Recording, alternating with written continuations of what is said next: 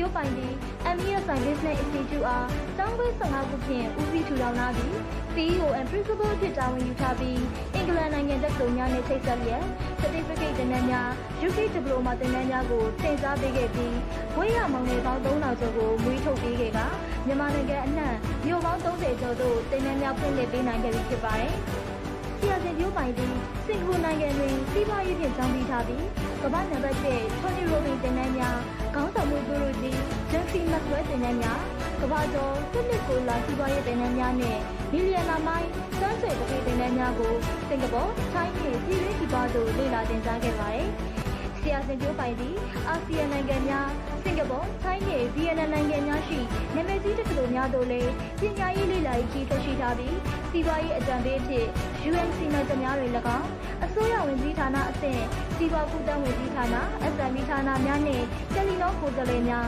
ကုမ္ပဏီကြီးများတွေလည်း Corporate Training ကုမ္ပဏီထိပ်ပေါ်တင်တန်းများအားအဖွဲ့အစည်းပေါင်း100ကျော်သို့အားပေးဆောင်ရွက်ခဲ့ပါတယ်။ဆရာစင်ပြိုးပိုင်သည်ဘဝအောင်မြင်ရေးနှင့်စောဦးတီထွင်ဆိုင်ရာအင်တာဗျူးများအားမြမအတန် MRTV မြဝတီ MWG MRTV4 Channel 7 စတဲ့သတင်းမီဒီယာများတွင်လည်းအခအားလျော်စွာအင်တာဗျူးများဆောင်ရွက်ထားခဲ့ပြီးစီးပွားရေးနှင့်စီမံခန့်ခွဲမှုဆိုင်ရာစောင်းပါများစွာကိုလည်းFacebook မှတစ်ဆင့်မြန်မာနိုင်ငံအနှံ့သို့မျှဝေရေးသားပေးရရှိပါတယ်။ဆရာစင်ပြိုးပိုင်သည် Bestseller စာရင်းဝင်စာအုပ်များဖြစ်တဲ့ Life Winning Management စာအုပ်နဲ့21ရာစု၏ခေါင်းဆောင်မှုစွမ်းအား21ရောင်းအားအကောင်းဆုံးစာအုပ်များကိုရေးသားခဲ့ပြီးစာရေးဆရာဟောပြောသူအဖြစ်အသက်မွေးလျက်ယခုတွင် Professional Speakers Association PSA အသင်းတွင် Founding Member အဖြစ်ပါဝင်လျက်မြန်မာစီးပွားရေးဖွံ့ဖြိုးတိုးတက်မှုCSR လူမှုအကျိုးပြုအားပေးဆောင်ရွက်လျက်ရှိပါတယ်။ဆရာစင်ပြိုးပိုင်သည်တုံညာဘဝမှာစူးစမ်းခဲ့ပြီးအသက်30အရွယ်မှာ1 million သိန်းပေါင်း1000တန်သော MESI လုပ်ငန်းစုကို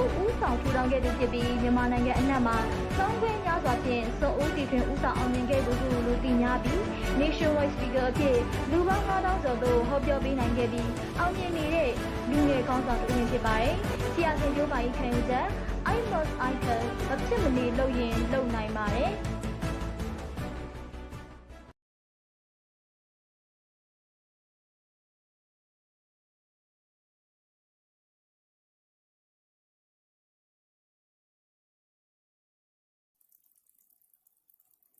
ဟုတ်ကဲ့အားလုံးပဲမင်္ဂလာပါ sorry hello ဟုတ် sorry နော်ခဏလေး sorry ဒီမှာ mic လေးမကြောက်ဖြစ်သွားတယ်ထင်တယ် hello ဟုတ် hello ကြားပြီထင်တယ်နော် hello okay ရပြီနော်ဟုတ်ကဲ့အားလုံးပဲမင်္ဂလာပါဒီနေ့ကတော့တိတ်ကိုလူကြိုက်များနေတဲ့လူပြောများနေတဲ့ challenge နော်ကြားပြီထင်တယ်နော် hello okay အဲ့တော့ဒီနေ့ကလူပြောသိပ်များနေတဲ့ဆိုတော့ challenge နော်စိန်ခေါ်ပြောင်းလဲနေပေါ့နော်ဘောမှာလူတိုင်းအဲ့တော့ဆိုတော့မိမိအောင်မြင်တိုးတက်ရှင်နေဆိုရင်ဆိုတော့တခုတည်းပဲအရာတိုင်းကိုဆိုတော့စိန်ခေါ်ပြီးတော့နော်စိန်ခေါ်တယ်ဆိုတာလည်းတခြားသူကိုဘယ်လိုခေါ်မလဲရိုင်းဆိုင်နဲ့တဲ့မလားပေါ့သူများကိုသွား challenge လုပ်ဖို့ပြောတာမဟုတ်နော်ဒီနေ့ကဆိုတော့ challenge မှာပုံစံနှစ်ခုရှိတယ်နံပါတ်1ကမိမိကိုမိမိ challenge အောင်မြင်မှာမှဒါမိမိကိုမိမိ challenge အောင်မြင်ဖို့နံပါတ်1ပထမဆိုတော့အဲ့တော့ဒီနေ့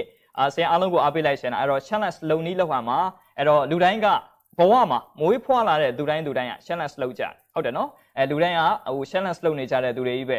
ငငယ်တဲကနော်ငငယ်တဲကဆိုတော့ baby တဲကဆိုတော့ shine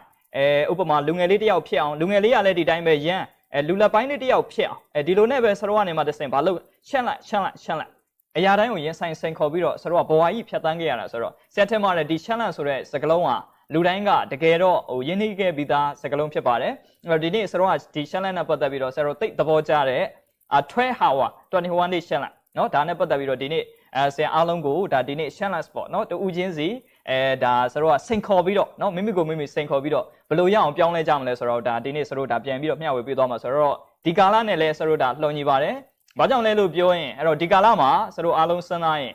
ဒီကာလဒီအချိန်ခါဒီ challenge လောက်ရမယ့်အချိန်ကိုရောက်လာပြီเนาะ challenge မဖြစ်မနေလောက်ရမယ့်အချိန်ကိုရောက်လာပြီအရင်ကမတူတော့စီဝါရေးတွေ challenge လောက်ရတော့မယ်မိမိအလုပ်ရေးရာတွေမှာ challenge လောက်မှရမိမိရဲ့ဘဝရေးရာတွေမှာလည်း challenge လုပ်ဖို့လိုအပ်လာတဲ့အခါမှာအဲ့တော့ဒီနေ့ကဆိုတော့ challenge ကိုဘယ်လို challenge လုပ်မလဲဆိုတော့ဆိုတော့เนาะဒီနီးလန်းကိုမဖြစ်မနေသိအောင်လုပ်ပါဒါဆရာလူတိုင်းကိုဒီနေ့အားလုံးကိုအားပေးရှင်ဆိုတော့ဘဝမှာ challenge လုပ်ဖို့လောက်ရမယ့်အချိန်ရောက်တဲ့အခါမှာမဖြစ်မနေလုပ်မှရဆိုတော့အများတိုင်းပြောတယ်အချိန်တွေပြောင်းလာရင်เนาะလူဆိုတာပြောင်းလဲရက်ဒီမှာရဥပမာ နွေရာသီရောက်ရင်မိုးလိုနေထိုင်လို့မရနော်မိုးလိုအနွေးတွေဝစ်ပြီးတော့ခုလိုဆရာတို့နေထိုင်လို့မရနွေရာသီမှာကြတော့ပုံစံတစ်မျိုးနဲ့နေထိုင်ရတယ်နွေရာသီမှာနေတဲ့အတိုင်းပဲဆရာတို့ကနေမိုးရာသီဆောင်းရာသီမှာနေလို့မရသူကအချိန်နဲ့အချိန်ခါပေါ်မူတည်ပြီးတော့ကို challenge လိုက်လို့ဆရာတို့ကြာမတူဘူးနော်ဒါကြောင့်ဒီနေ့ရေးကြည့်တာကလူတိုင်းကနံပါတ်1ရေးကြည့်တာတော့မိမိဘယ်လို challenge လုပ်မလဲနဲ့ပတ်သက်ပြီးတော့ဒီနေ့ဒါဆရာတို့ရေးကြည့်တဲ့အပိုင်းလေးနဲ့တင်ပြမှာဆိုတော့အဲ့တော့ဆရာအနေနဲ့ဒီနေ့တင်ပြသွားမယ့်အပိုင်းမှာတိတ်ရေးကြည့်တဲ့ဒီဆရာတို့ကနံပါတ်1နော်ဆရာတို့ဒီ overview လေးမှာအဲ့တော့အချက်3ချက်ကိုဆရာဆွေးနွေးသွားမှာဖြစ်ပါတယ်နံပါတ်1ကတော့12 hour challenge နော် challenge 12 hour နော်အဲ့တော့12နာရီ challenge လုပ်တဲ့အကြောင်းပေါ့နော်12နာရီကိုမိမိကိုမိမိဘယ်လိုလုပ်ပြီးတော့ဒီတစ်နေ့12နာရီအတွင်းကိုဘယ်လိုမိမိကိုမိမိ challenge လုပ်ပြီးတော့အလုပ်တွေလုပ်သွားမလဲဒါနဲ့ပတ်သက်ပြီးတော့နံပါတ်1ဆရာတို့ဆွေးနွေးမယ်နောက်အဲ့ဒီတစ်ရက်ကိုစီမံနိုင်ပြီဆိုရင်12နာရီ24နာရီတစ်ရက်ပေါ့နော်တိုးတော်လည်းပဲကျန်တဲ့အချိန်တွေကတော့12နာရီအပြည့်လုပ်နိုင်ဖို့ကနံပါတ်1အဓိကကျတယ်ဆိုတော့အဲ့တော့ဒီတစ်ရက်24နာရီကိုအောင်နိုင်သွားရင်တော့မှ9ရက်ကို management လုပ်နိုင်အောင်7 by 7 live checklist ဟုတ်ပြီနော်တဘဝလုံးမှာမိမိလုပ်ရမယ့်အပိုင်းဆရာတို့ကနေ9ပိုင်းရှိတယ်အဲ့ဒီ9ပိုင်းကိုဘယ်လို checklist လုပ်ပြီးတော့ဒီနေ့ဆရာတို့က challenge management လုပ်သွားမလဲပြီးတော့မှနောက်ဆုံးအရေးကြီးတယ်ယနေ့ကဘာမှာတိတ်ကိုနာမည်ကြီးတဲ့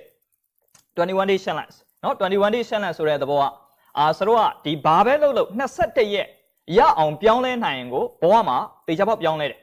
နော်မြည်သည့်အမှုချင်းဖြစ်ပါစေမနဲ့စောစောအရာထားမလား21ရက်စက်တိုက်ထားအဲ့လိုပြောင်းလဲတယ်နော်ဘာပဲလုပ်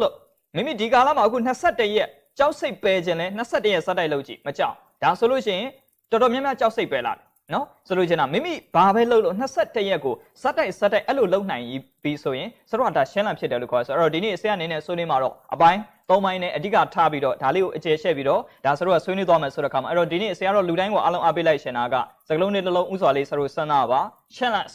နော်အရာတိုင်းမှာမိမိရဲ့စိန်ခေါ်ရင်ဆိုင်မှုတည်တကယ်တော့ chance မိမိတို့အခွင့်အလမ်းအကြီးဆုံးဖြစ်ပါတယ်နော်ကုန်းဘစ်ကို challenge လုပ်နိုင်တဲ့သူတွေအားလုံးတည်ကုန်းဘစ်မှာအခွင့်အလမ်းတွေပိုရနေတာတွေ့ရဟုတ်ပြီနော်ဆိုလို့ချင်းတာဘဝမှာ challenge လုပ်ပြီးတော့နေထိုင်သွားတဲ့သူတွေအားလုံးဒီလေသူ့အတွက်ခွန်လန်းတစ်ခုတိုးလာဥပမာအဖြစ်နော်ဆိုတော့6တန်းကနေ10တန်းကို challenge လုပ်တက်လိုက်โอเค10တန်းဆက်တက်မယ်ဒါဒီ challenge ပဲဒါပေမဲ့ဘာဖြစ်သွားသူ10တန်းအောင်သွားတယ်ဒီလိုပဲ10တန်းအောင်တဲ့သူကလည်း challenge ထပ်လုပ်တယ်โอเคငါတို့တက္ကသိုလ်ရအောင်တက်မယ်ဒီလိုနဲ့ပဲသူဒီအဆင့်တက်သွားတယ်ဒါကြောင့်မိမိရဲ့ challenge တစ်ခုတိုင်းဒီမိမိရဲ့ chance တဲ့မိမိအခွင့်အလမ်းတစ်ခုကိုတိုးတက်စေတယ်လို့ဆိုတော့ဒါနော်ယနေ့ကဘာမှာတော့ပြောရဲဆိုတော့ဒီနေ့ရေးကြည့်တာတော့နံပါတ်1အနေနဲ့မိမိကိုဘယ်လိုစတင် challenge လုပ်မလဲဒါနဲ့ပတ်သက်ပြီးတော့ဥစွာလေးဆိုတော့ဒါသွားပြီးတော့နော်ဆိုတော့ဒါ challenge လုပ်ဖို့ဒီနေ့ဆရာတို့နဲ့အတူတူနော်ဒီရဲ့အခုဆိုတော့ရတဲ့အချိန်တနာရီမှာဆိုတော့နဲ့အတူတူ challenge စပြီးတော့လုပ်ကြအောင်နော်တနာရီပဲဆိုတော့ challenge လုပ်ပေးပါဆရာနဲ့အတူ okay အဲ့တော့နံပါတ်1အနေနဲ့ဆိုတော့အားလုံးကိုစလိုက်ချင်တာတော့နံပါတ်1အနေနဲ့ဒီကနေစကြမှာ who am I နော်ဘာတူလဲအခုခက်ဆရာတို့ခက်စားနေတဲ့ first impression challenge နဲ့ဆရာအားလုံးကိုစကြပါတယ်နော် first impression challenge နော်ပထမမြင်တဲ့အမြင်ပေါ့ကဲဟုတ်ပြီအဲ့တော့ဆရာကနေစပြီးတော့ဆရာ challenge လုပ်ပြပါဦးโอเคဆရာကိုဘယ်လိုမြင်လဲဒီကနေအားလုံးစကြဆရာစင်းကိုဘယ်လိုမြင်ထားကြ who am I ဆရာဘယ်လိုလူမျိုးလဲဟုတ်ပြီနော်ဆိုလို့ကျင်တာဆရာရဲ့ first impression challenge လူတယောက်ကရေးကြည့်တာကဆိုတော့မိမိကိုပထမဆုံးမြင်တဲ့အမြင်ဒီကိုတည်းကဒါ first impression challenge ပဲဟုတ်ပြီနော်လူတယောက်ကမိမိကိုဘယ်လိုမြင်စေခြင်းလဲအဲ့ဒါဒီ challenge လုပ်နေတာဟုတ်ပြီနော်ကိုယ်လေးစားစေခြင်းနဲ့ပုံစံမြင်စေခြင်းလားကိုယ်ကြောက်တဲ့ပုံစံမြင်စေခြင်းလားကိုယ်တကယ်ကိုအားကျတဲ့ပုံစံဖြစ်စေခြင်းလားအဲ့ဒါ first impression challenge လို့ခေါ်တယ်ဒါကြောင့်ဒီနေ့ရေးကြည့်တာကလူတယောက်ကကိုယ်ပထမမြင်တဲ့အမြင်အောင်အဲ့ဒါကိုဆိုတော့နံပါတ်1အအောင် challenge လို့ရုံးကိုသွားပြီးဆိုတော့ဟာဒီလူဒီတိတ်လှုပ်တဲ့သူလားဒီလို challenge ကိုနဲ့တွဲမြင်နေရဟုတ်ပြီနော်ဟာဒီလူကတော့လောကမှာဆိုတော့ဥပမာနိုင်ငံမှာဆိုတော့ဟာတိတ်ကိုပိတ်ဆက်ထားတဲ့သူလားအဲ့ဒါ challengeနော်ဥပမာဆရာတော်တွေထဲမှာဆိုရင်ဆရာတော်တွေထဲမှာလည်းဒီတိုင်းဟာဒီဆရာတော်ကြီးကတော့တိတ်ကိုတိလသမာဓိပညာတိတ်ပြည့်စုံတဲ့သူအဲ့ဒါ first impression challenge ပထမဦးဆုံးမြင်ရတဲ့အမြင်ရအောင်ပြောလူတယောက်ကရေးကြည့်တာနံပါတ်1တရားဒီနေ့ရေးကြည့်တာအဲ့ဒီအမြင်နဲ့ပတ်သက်ပြီးတော့ဥစွာလေးကဆရာစင်းကိုစပြီးတော့ comment ပေးကြည့်ပါနော်ကောင်းတာရောဆိုတော့အကုန်ပေးနော်ဆရာကြံခဲ့တဲ့တစ်ပတ်ကနေဆရာစင်းရဲ့အကောင့်မှာရော MBS ဆိုင်ဆရာစင်ဖြိုးပါ MBS ဆိုင်ပေးမှာရော challenge လုပ်ကြည့်တာတော်များများဆရာကိုဟာလေးစားတယ်အားကြတယ်ဘလို့တွဲမြင်လဲတချို့ဆိုလည်းပဲဆရာကိုတကယ် inspire ဖြစ်တဲ့ role model ထားတယ်အဲ့ဒီຢာတွေနဲ့ဆိုင်ရင်လေဆရာတခါတရံကြတော့စဉ်းစားတာနော်ကိုယ့်ကိုအဲ့လိုအများနဲ့ကောင်းနေတဲ့ຢာတွေအားလုံးကကောင်းလာမဟုတ်ဆရာအောင်မြင်တိုးတက်ခဲ့တဲ့ຢာတွေဒီနော်ဒါရိုးရိုးသားသားပြောရင်ဆရာပိန်းတွေကဆရာကိုပို့ပြီးတော့ဆရာတို့ကပြောင်းလဲစေတယ်ဆရာပိန်းနေဆရာမကြိုက်တဲ့အချက်တွေဟုတ်ပြီနော်ဆိုရင်ဆရာလက်မခံခြင်းတဲ့ challenge တွေအဲ့ဒါတွေကဆရာတို့ပို့ပြီးတော့ပြောင်းလဲစေတယ်ဒါကြောင့်ဒီနေ့ရေးကြည့်တာကနော်ကောင်းအောင်ဆိုတော့ challenge ရေးပေးပါဆရာစင်းအားနည်းချက်ရှိတယ်ဆိုအားနည်းချက်ရေးပေးပါဆိုတော့ okay အားလုံးပဲဥစွာလေးဆရာစင်းကိုဥစွာလေး first impression challenge လေးအနည်းငယ်လေးလောက်ရေးထားကြည့်ပါအနည်းငယ်လေးရေးထားကြည့်ပါအားလုံးနော်ကျေးဇူးတင်ပါတယ်ရေးပေးတဲ့သူတွေအားလုံးကျေးဇူးတင်ပါတယ်နည်းလေးလောက်ရေးကြည့်ရအောင်နော်တူတူလေးပေါ့လုံရင်းတူရှင်းဆရာစင်းတော့ဘယ်လိုမြင်ပါလဲ အကောင်သေးသေးလေးမြင်နေဆိုလဲရပါတယ်နော်ဒါအရှိတရားကိုပြောတာပေါ့နော်ဆိုလို့ကျင်တာတချို့ကလည်းအတန်ကြားရင်ကို motivation ဖြစ်တယ်ပြောတယ်ဆိုရင်ဒါလည်းကောင်းတယ်တချို့ကလည်းပြောတယ်ဟာဆရာစင်းကြောင့်စိတ်ခွန်အားတွေပိုရလာတယ်နော်တချို့ကလည်းပြောတယ်အခုချိန်မှာအမေရဆန်ဥဆောင်နေတယ်တကယ်ကိုမကြာမချုံးနဲ့နော်နှစ်တိုအတွင်းမှာအောင်မြောင်တိုးတက်အောင်ဥဆောင်ခဲ့တဲ့ခေါင်းဆောင်ကောင်းပေးတာတယ်တချို့ကလည်းပြောတယ်ကျေးဇူးတင်တယ်နော်ကျေးဇူးတင်ပါနောက်တချို့ကလည်းပြောတယ်စေတနာအားကြီးတယ်တပည့်တွေပေါ်မှာမေတ္တာထားတယ်ဒါလည်းဆရာတို့ကျေးဇူးတင်ပါတယ်နော်ဒါဆရာကို challenge ပေါ့ပထမဆုံး first impression challenge နဲ့ရေးပေးထားတဲ့သူတွေအားလုံးလည်းကျေးဇူးတင်ပါတယ်ဆိုတော့ okay အဲ့တော့ဒီနေ့ဆရာအနေနဲ့အားလုံးကိုရေးထားတဲ့သူတွေအားလုံးလည်းကျေးဇူးတင်ပါတယ်အခုရေးပေးနေတဲ့သူတွေအားလုံးလည်းဆရာအနေနဲ့ဥစွာလေးအားလုံးကျေးဇူးတင်နေဆိုတော့ okay အဓိကအရေးကြီးတာတော့လောကကြီးမှာမိမိကိုမိမိဘယ်လိုမြင်အောင်လုပ်မလဲဆိုတာဒီ challenge ကိုဆရာတို့အခုဒီနေ့အဲ့တော့ဆရာစင်းကိုဒီလိုမြင်ခဲ့ဖို့ဆရာတို့လည်းဘယ်လိုလုပ်ခဲ့ကြတယ်လဲထုံနည်းတူဆိုတာပဲကိုမြင်စေခြင်းနဲ့ပုံကိုတယောက်ဖြစ်ဖို့ကိုဘယ်လို challenge စလုပ်ရမလဲဆိုတော့ဒီနေ့ဆရာတို့ဝိုင်းပြီးတော့ဆွေးနွေးမှာဖြစ်ပါတယ်ဆိုတော့ okay အဲ့တော့ဒီနေ့ဆရာတော့ဒီနေ့ဥပမာအဖြစ်အလုပ်တွေအများကြီးလုပ်ခဲ့တယ်ဆိုတော့ကလူတိုင်းကကိုမြင်တဲ့အမြင်ဒီပုံစံတစ်မျိုးပြောင်းလဲနေပြီတိုးတော်လည်းပဲဥပမာအဖြစ်ဆရာတို့ PNT ဆရာတွေထဲမှာဆရာတို့လုံနိုင်ပြီဆိုရင်ဆရာတို့ first impression ရှင်းလိုက်ရမှာပဲထုံနည်းတူဆိုပဲအခုဆရာတို့နိုင်ငံမှာဥဆောင်နေတဲ့ပုံကိုမျိုးတွေလို့ပေးဆက်နင့်နာခံပြီးတော့အဲ့ဒီလိုမျိုးလုံနိုင်ရင်တော့အဲ့ဒီနေရာ challenge ကိုရမှာပဲဒါ first impression challenge ပဲ။နောက်ဒီနေ့ရေးကြည့်တာကကိုဘာတွေလုပ်ခဲ့တယ်လဲ။ကိုဘလောက်လုပ်ပေးခဲ့တယ်လဲ။ကိုဘလောက်လုပ်ပေးနေတယ်အဲ့ဒါဒီပထမဆုံးမြင်တဲ့အမြင်ပဲ။ကိုမြင်တဲ့အမြင်အရေးမကြီးဘူးနော်ဆိုလို့ကျင်တာ။ကိုသူမြင်ကဘလို့မြင်တယ်အဲ့ဒါအရေးကြီးတယ်။လူတယောက်ကတဲ့မိမိအကြောင်းကိုသိချင်ရင်တဲ့ကိုမပြော။သူမြင်ကကိုဘလို့မြင်တယ်လဲအဲ့ဒါကိုဆိုတော့အဲ့ဒါကိုကြည့်ရအောင်။အဲ့ဒါဒီဆိုရဲ့အမှတ်တရ။နောက်ဒီနေ့ရေးကြည့်တာကလောကကြီးမှာကိုမြင်တော့ကိုကတော့လောကမှာအကောင်းဆုံးလူသားပေါ့ဟုတ်လား။ကိုကတော့အကောင်းဆုံးလူ။တိုးတော့ကိုဘေးပတ်ဝန်းကျင်ဘလို့မြင်နေတယ်လဲကိုမှာတော့ကိုဘလို့ဆိုတော့အဲ့လိုမျိုးသုံးသက်နိုင်အောင်ကိုရှမ်းလန့်လို့ရဲရင်အဲ့လိုပို့တိုးတက်တယ်အဲ့တော့ဒီနေ့ရေးကြည့်တာတတ်နိုင်မြကိုမေးတငယ်ချင်းတွေ့တယ်ဆိုလဲမေးငါဘလို့ရှမ်းလန့်ဖြစ်နေတယ်ငါ့ကိုတစ်ချက်လေးရှမ်းလန့်လေးပြောကြည့်ပါလားဘာတွေမကြိုက်တာတွေရှိတယ်ကြိုက်တာတွေရှိတယ်လဲဒါမျိုးတွေနဲ့ဆိုတော့ရအောင်ပြောင်းလဲနိုင်ရင်လူတယောက်ကနံပါတ်1ဆရာတို့ဒါပြောင်းလဲတယ်ဆိုပြီးတော့အဲ့တော့ who am I ကိုဘလို့လူဖြစ်အောင်နေရှင်တယ်လဲကိုလူတွေကဘလို့မြင်စေရှင်အဲ့ဒီအတိုင်းကိုလည်းနေပါဟုတ်ပြီနော်လူတွေကလေးစားအားကြတာကြိုက်ရင်ကိုတိုင်လည်းကိုလေးစားလူတွေကပေးဆက်အနစ်နာခန္ဓာကိုကြိုက်တယ်ခေါင်းဆောင်ကောင်းပြီးတိုင်းကိုတိုင်ကစတင်ပြီးတော့ပေးဆက်အနစ်နာလူတွေအားလုံးကမေတ္တာကြီးမားတယ်ဆိုရင်ကိုကလည်းနေ့စဉ်နဲ့အမျှကိုရဲ့မေတ္တာနဲ့ဟုတ်ပြီနော်လူသားတွေအားလုံးကိုရှစ်ခင်နှစ်သက်နေရမယ်ဒါသည်ဆရာတို့ရဲ့ who am I ဆိုတဲ့အဲ့တော့ပထမဆုံးအမြင်ရှင်းလန့်ကိုလူတိုင်းဆရာတို့ရရှိအောင်ဒါလေးနဲ့ဥစ္စာလေးအားလုံးကိုဆရာတို့ဒါဆွေးနွေးပါတယ်ဆိုတော့ okay အဲ့တော့ဒီနေ့ first impression ရှင်းလန့်လေးပြီးပြီဆိုရင်နော်အားလုံးပဲအဲ့တော့ဆရာတို့ဒီခါတိုင်းအပတ်တူပဲအဲ့တော့ဆရာတို့ဒီ challenge ကိုအခုချိန်မှာဆရာတော့မြန်မာနိုင်ငံအနှံ့လူတိုင်းကရှမ်းလန့်လောက်ရမယ့်အချိန်ရောက်တဲ့အခါမှာလူတိုင်းဒီရဲ့ဆရာတို့ဟောပြောချက်ကိုအားလုံးပဲဆရာတို့ကလေ့လာနိုင်အောင်ဝိုင်းပြီးတော့ဥစွာလေးမျှဝေပေးပါအောင်လို့ဥစွာလေးဆရာတို့ဒါအားလုံးကိုတိုက်တွန်းပါတယ်ဆိုတော့เนาะအားလုံးဝိုင်းပြီးတော့မျှဝေပေးပါအောင်ရတဲ့အချိန်မှာgroup တွေရှိရင်page တွေရှိရင်နောက်မိမိအကောင့်မှာဝိုင်းပြီးတော့ဆရာတို့ဒါမျှဝေပေးပါအောင်အားလုံးလည်းဒီ challenge ကိုကြည့်ပြီးတော့အားလုံးအထူးဒီကာလကိုဆရာတို့ဒါ challenge လုပ်ပြီးတော့မဖြစ်မနေရအောင်ကြော်ဖြတ်မယ်ဆိုတာကိုဆရာတို့ဒါဒီနေ့အားလုံးကိုဥစွာလေးအားလုံးအားပေးလိုက်ပါဆို okay အဲ့တော့ challenge ရပြီเนาะ okay အဲ့လိုသွားတဲ့အခါမှာဒီနေ့ဒီကနေဆရာတို့စကြံပါတယ်เนาะအဲ့တော့ harder challenge stronger เนาะ harder ခက်ခဲခြင်းနေသေးတဲ့ခက်ခဲတဲ့အရာတွေကိုတဲ့ challenge သင်စိန်ခေါ်နိုင်ပြီဆိုရင် stronger ပို့ပြီးတော့တန်ဆွမ်းတယ်เนาะဒီမှာဆရာတို့ကြောက်တုံးတွန်းနေတယ်လို့ပဲเนาะဒီကြောက်တုံးကိုဆရာတို့တွန်းတင်နိုင်ကိုယ့်အတွက် strong ပို့ဖြစ်တယ်ဟောဆရာတို့ဂျင်းနေမှတယ်လို့ပေါ့နော်ဂျင်းနှုံးတွေဘလောက်လေးအဲ့ဒီဟာကိုဆရာတို့က strong ကဟုတ်ပြီနော် harder ခက်ခဲလိုက်မှာမာခြင်းအဖြစ်ကိုယ့်ရဲ့ body structure တွေ strong ဖြစ်လာနော်ပင်ပန်းတန်တွေပို့ခံနိုင်တာလေဆိုလို့ကျင်တာဟုတ်ပြီနော် pressure တန်းတွေဘလောက်ဆရာတို့ကရှိနေတယ်တွန်းတင်အဲ့ဒီအရာတွေအားလုံးတွေကို strong ဖြစ်စေတယ် okay ဒါနဲ့ပတ်သက်ပြီးတော့အခုဆရာတို့အားလုံးကိုဥစွာလေး challenge လုပ်မယ်ဒီကာလမှာမိမ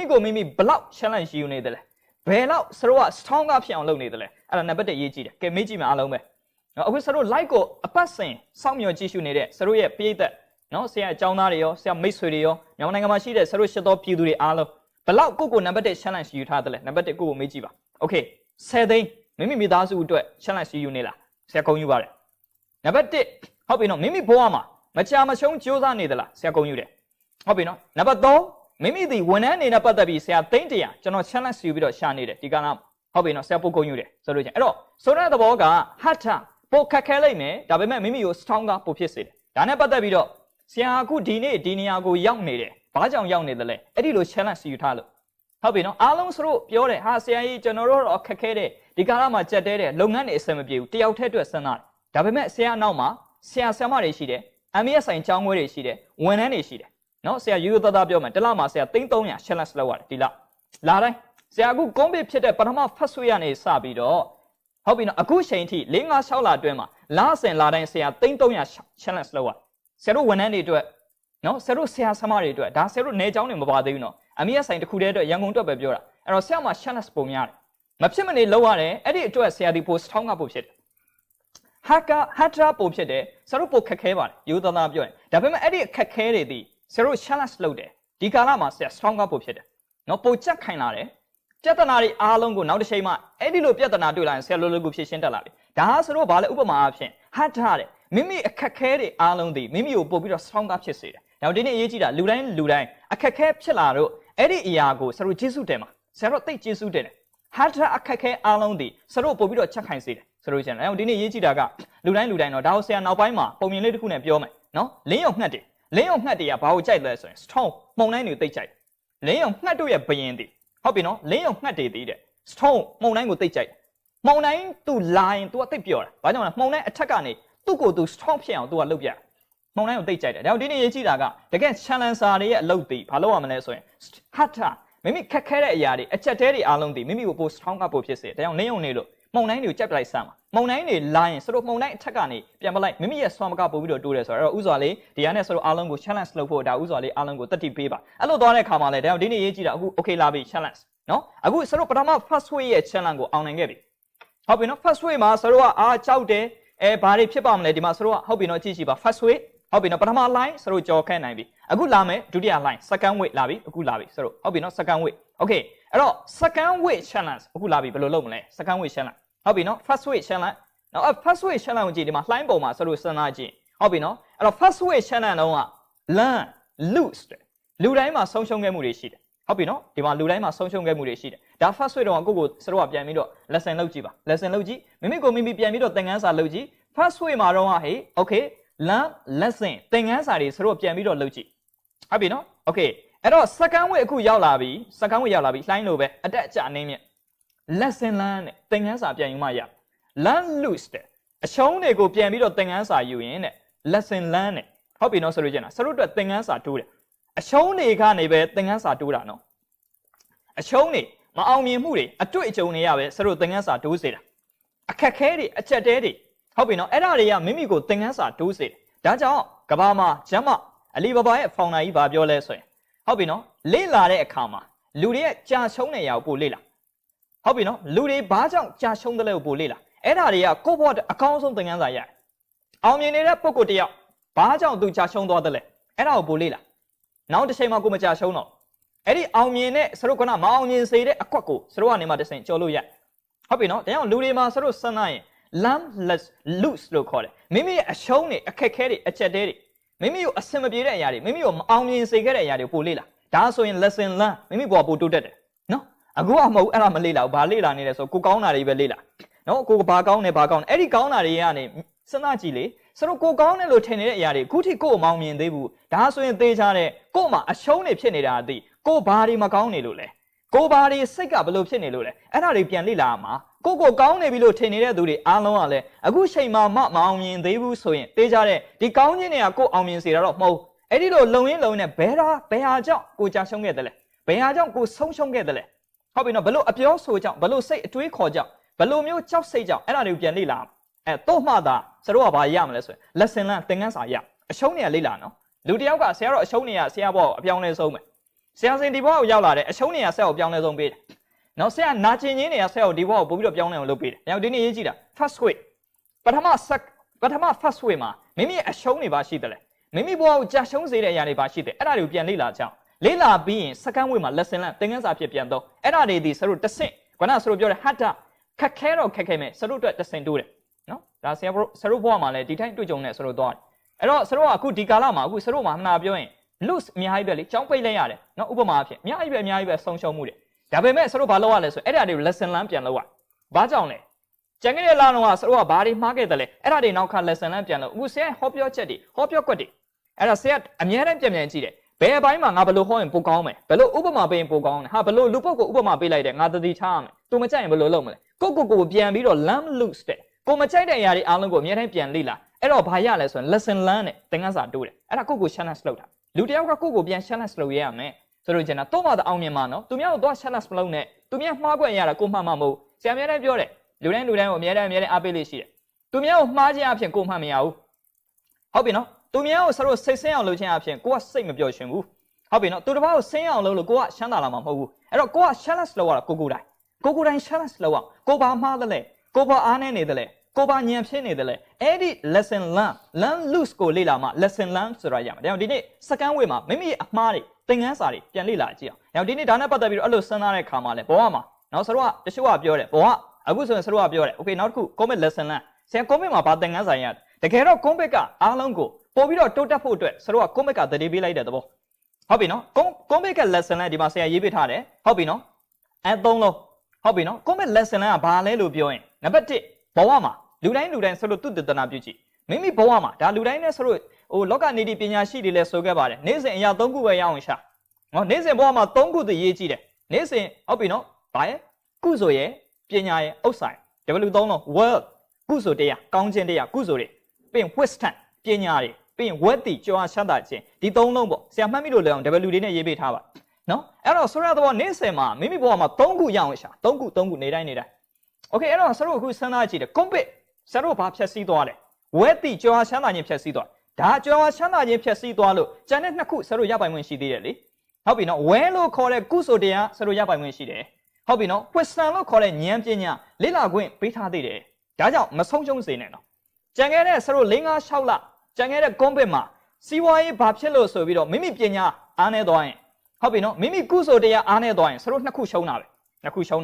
ဲထိုနည်းတူဆိုပဲအခု second way ဖြစ်လာပြီ challenge နော်မိမိကိုမိမိစိန်ခေါ်အောင်ဝဲသည်ကြွားချမ်းသာခြင်း0ဖြစ်သွားပါစေ wisdom ပညာရအောင်ရှာမယ်ပြီးရင်ဝဲကုဆိုကောင်းမှုတွေများတိုးအောင်လုပ်ဒါဆိုရင်ဆရာတို့မမြတ်ဘူးလားဘောကမြတ်တာဒါကိုမက်ကပေးတဲ့သင်ခန်းစာပဲနောက်တော့ဒီနေ့ဆရာတို့ကရေးကြည့်တာကလူတိုင်းနော် lesson လုပ်ပါဒါကြောင့်ဆရာကတော့ never give up နော်စီးပွားရေးကြာရှုံးသွားတယ်အရင်တစ်ပတ်ကဆရာပြောပါတယ်ဒီ lesson တကွင်းကုန်သွားလို့ဆရာဘာမှမဖြစ်ဘူ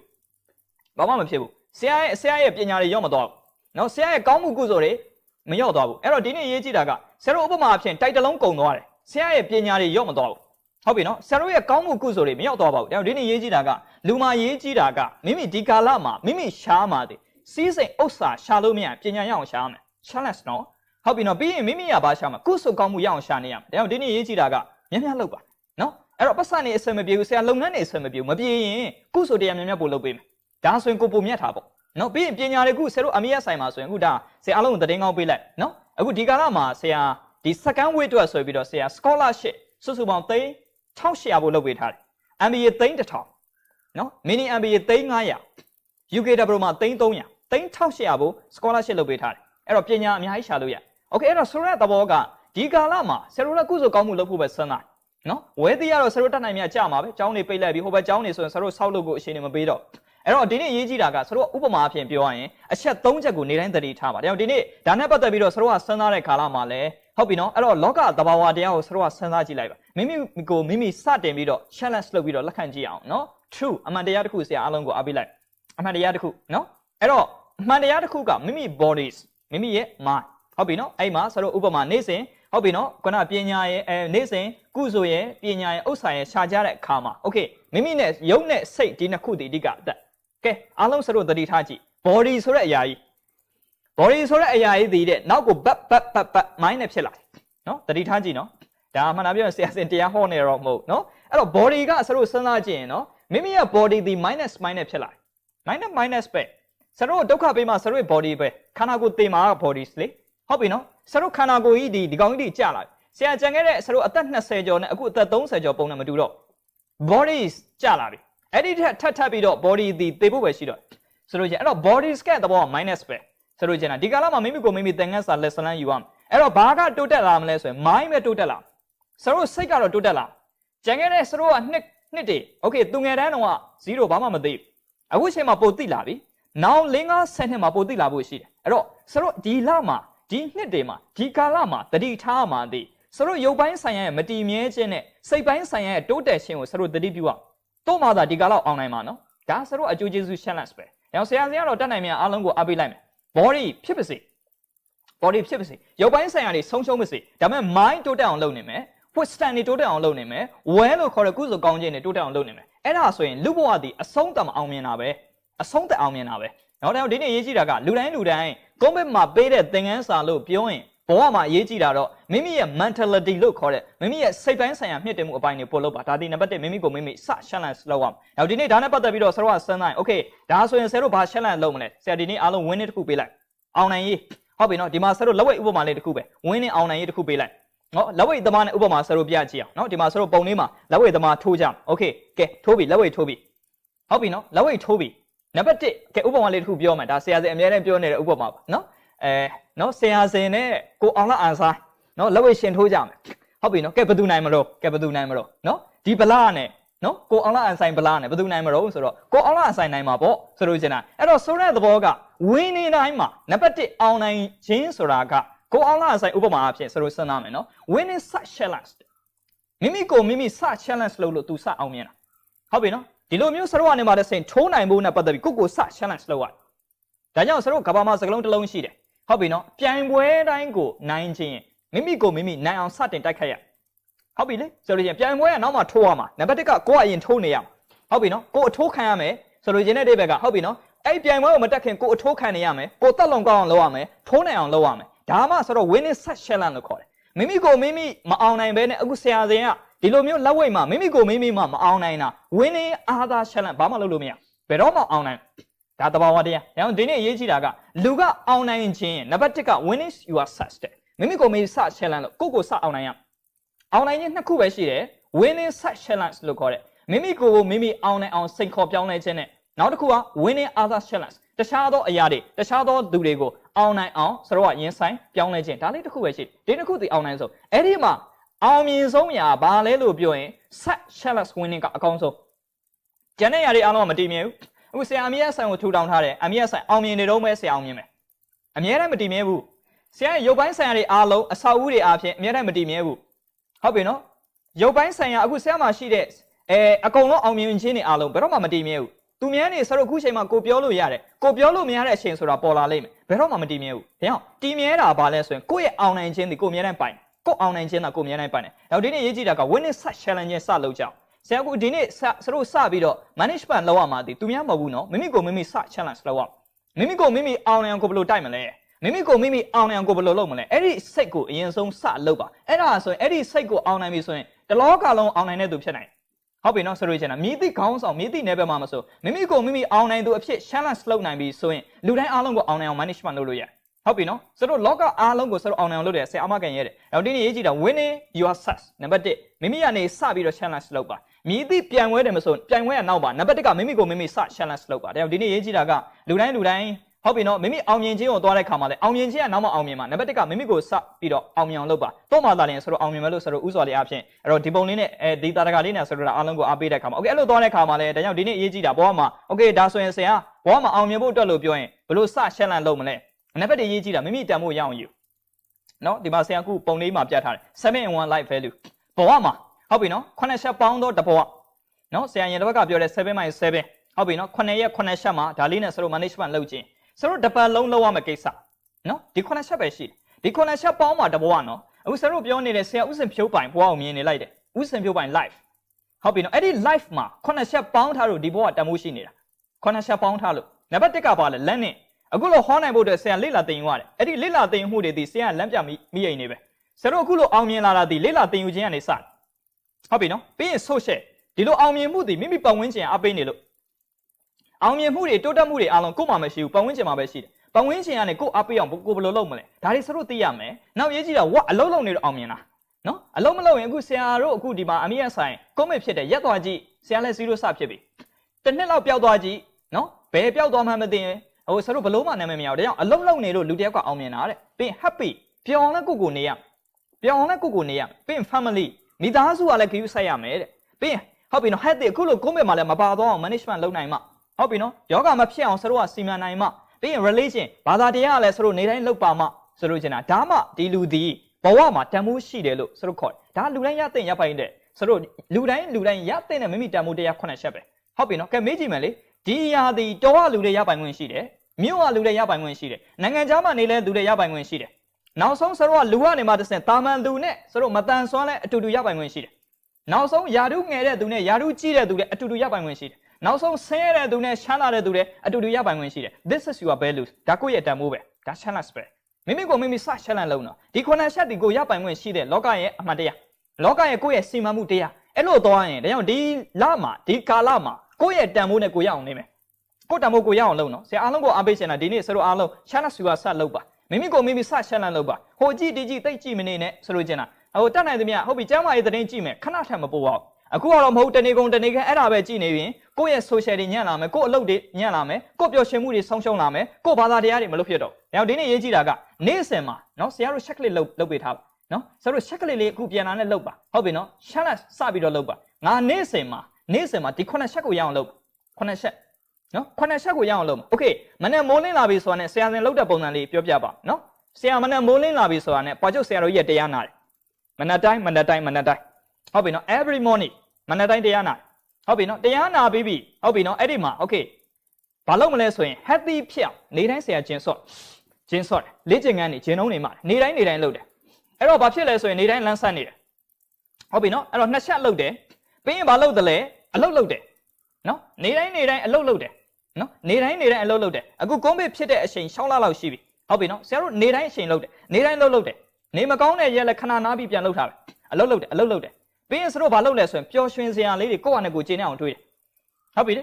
တခါတရံကျရင် pressure သိပ်ဖြစ်လာတယ်ဘာလုပ်လဲ Charlie Chaplin ကြည့်မှာပေါ့နော်ဘာကြောင့်အောင်ဆန်းလို့ Charlie Chaplin ဆရာသိပ်သဘောကျအဲ့တော့ဆရာတို့ happy ဆရာတို့ဖြစ်အောင်ကိုယ့်အနေကိုရှာဖွေတယ် Tony Robbins ရဲ့ motivation တွေကြည့်တယ်ပျော်ရွှင်သွားတယ်ဆိုလိုချင်တဲ့ဘက်က family ဆရာညာတိုင်းမိဘနဲ့စကားပြောတယ်ဆရာတို့ဒါအမေနဲ့အဝေးမှာနေရပါဟုတ်ပြီနော်မိသားစုနဲ့အချိန်ညဘက်လေးအချိန်ပေးတယ်ဆိုလိုချင်တာ religion ဘာသာတရားနဲ့ပတ်သက်ပြီးဟုတ်ပြီနော်ဆရာနေတိုင်းဖျားကြတော့တယ်အခုနောက်ပိုင်းဆရာဘာလုပ်တယ်လဲဆိုလို့ရှိရင်တရားထိုင်တယ်နိုင်ဝက်တရားထိုင်ဒါဆရာရဲ့ challenge ပဲ daily challenge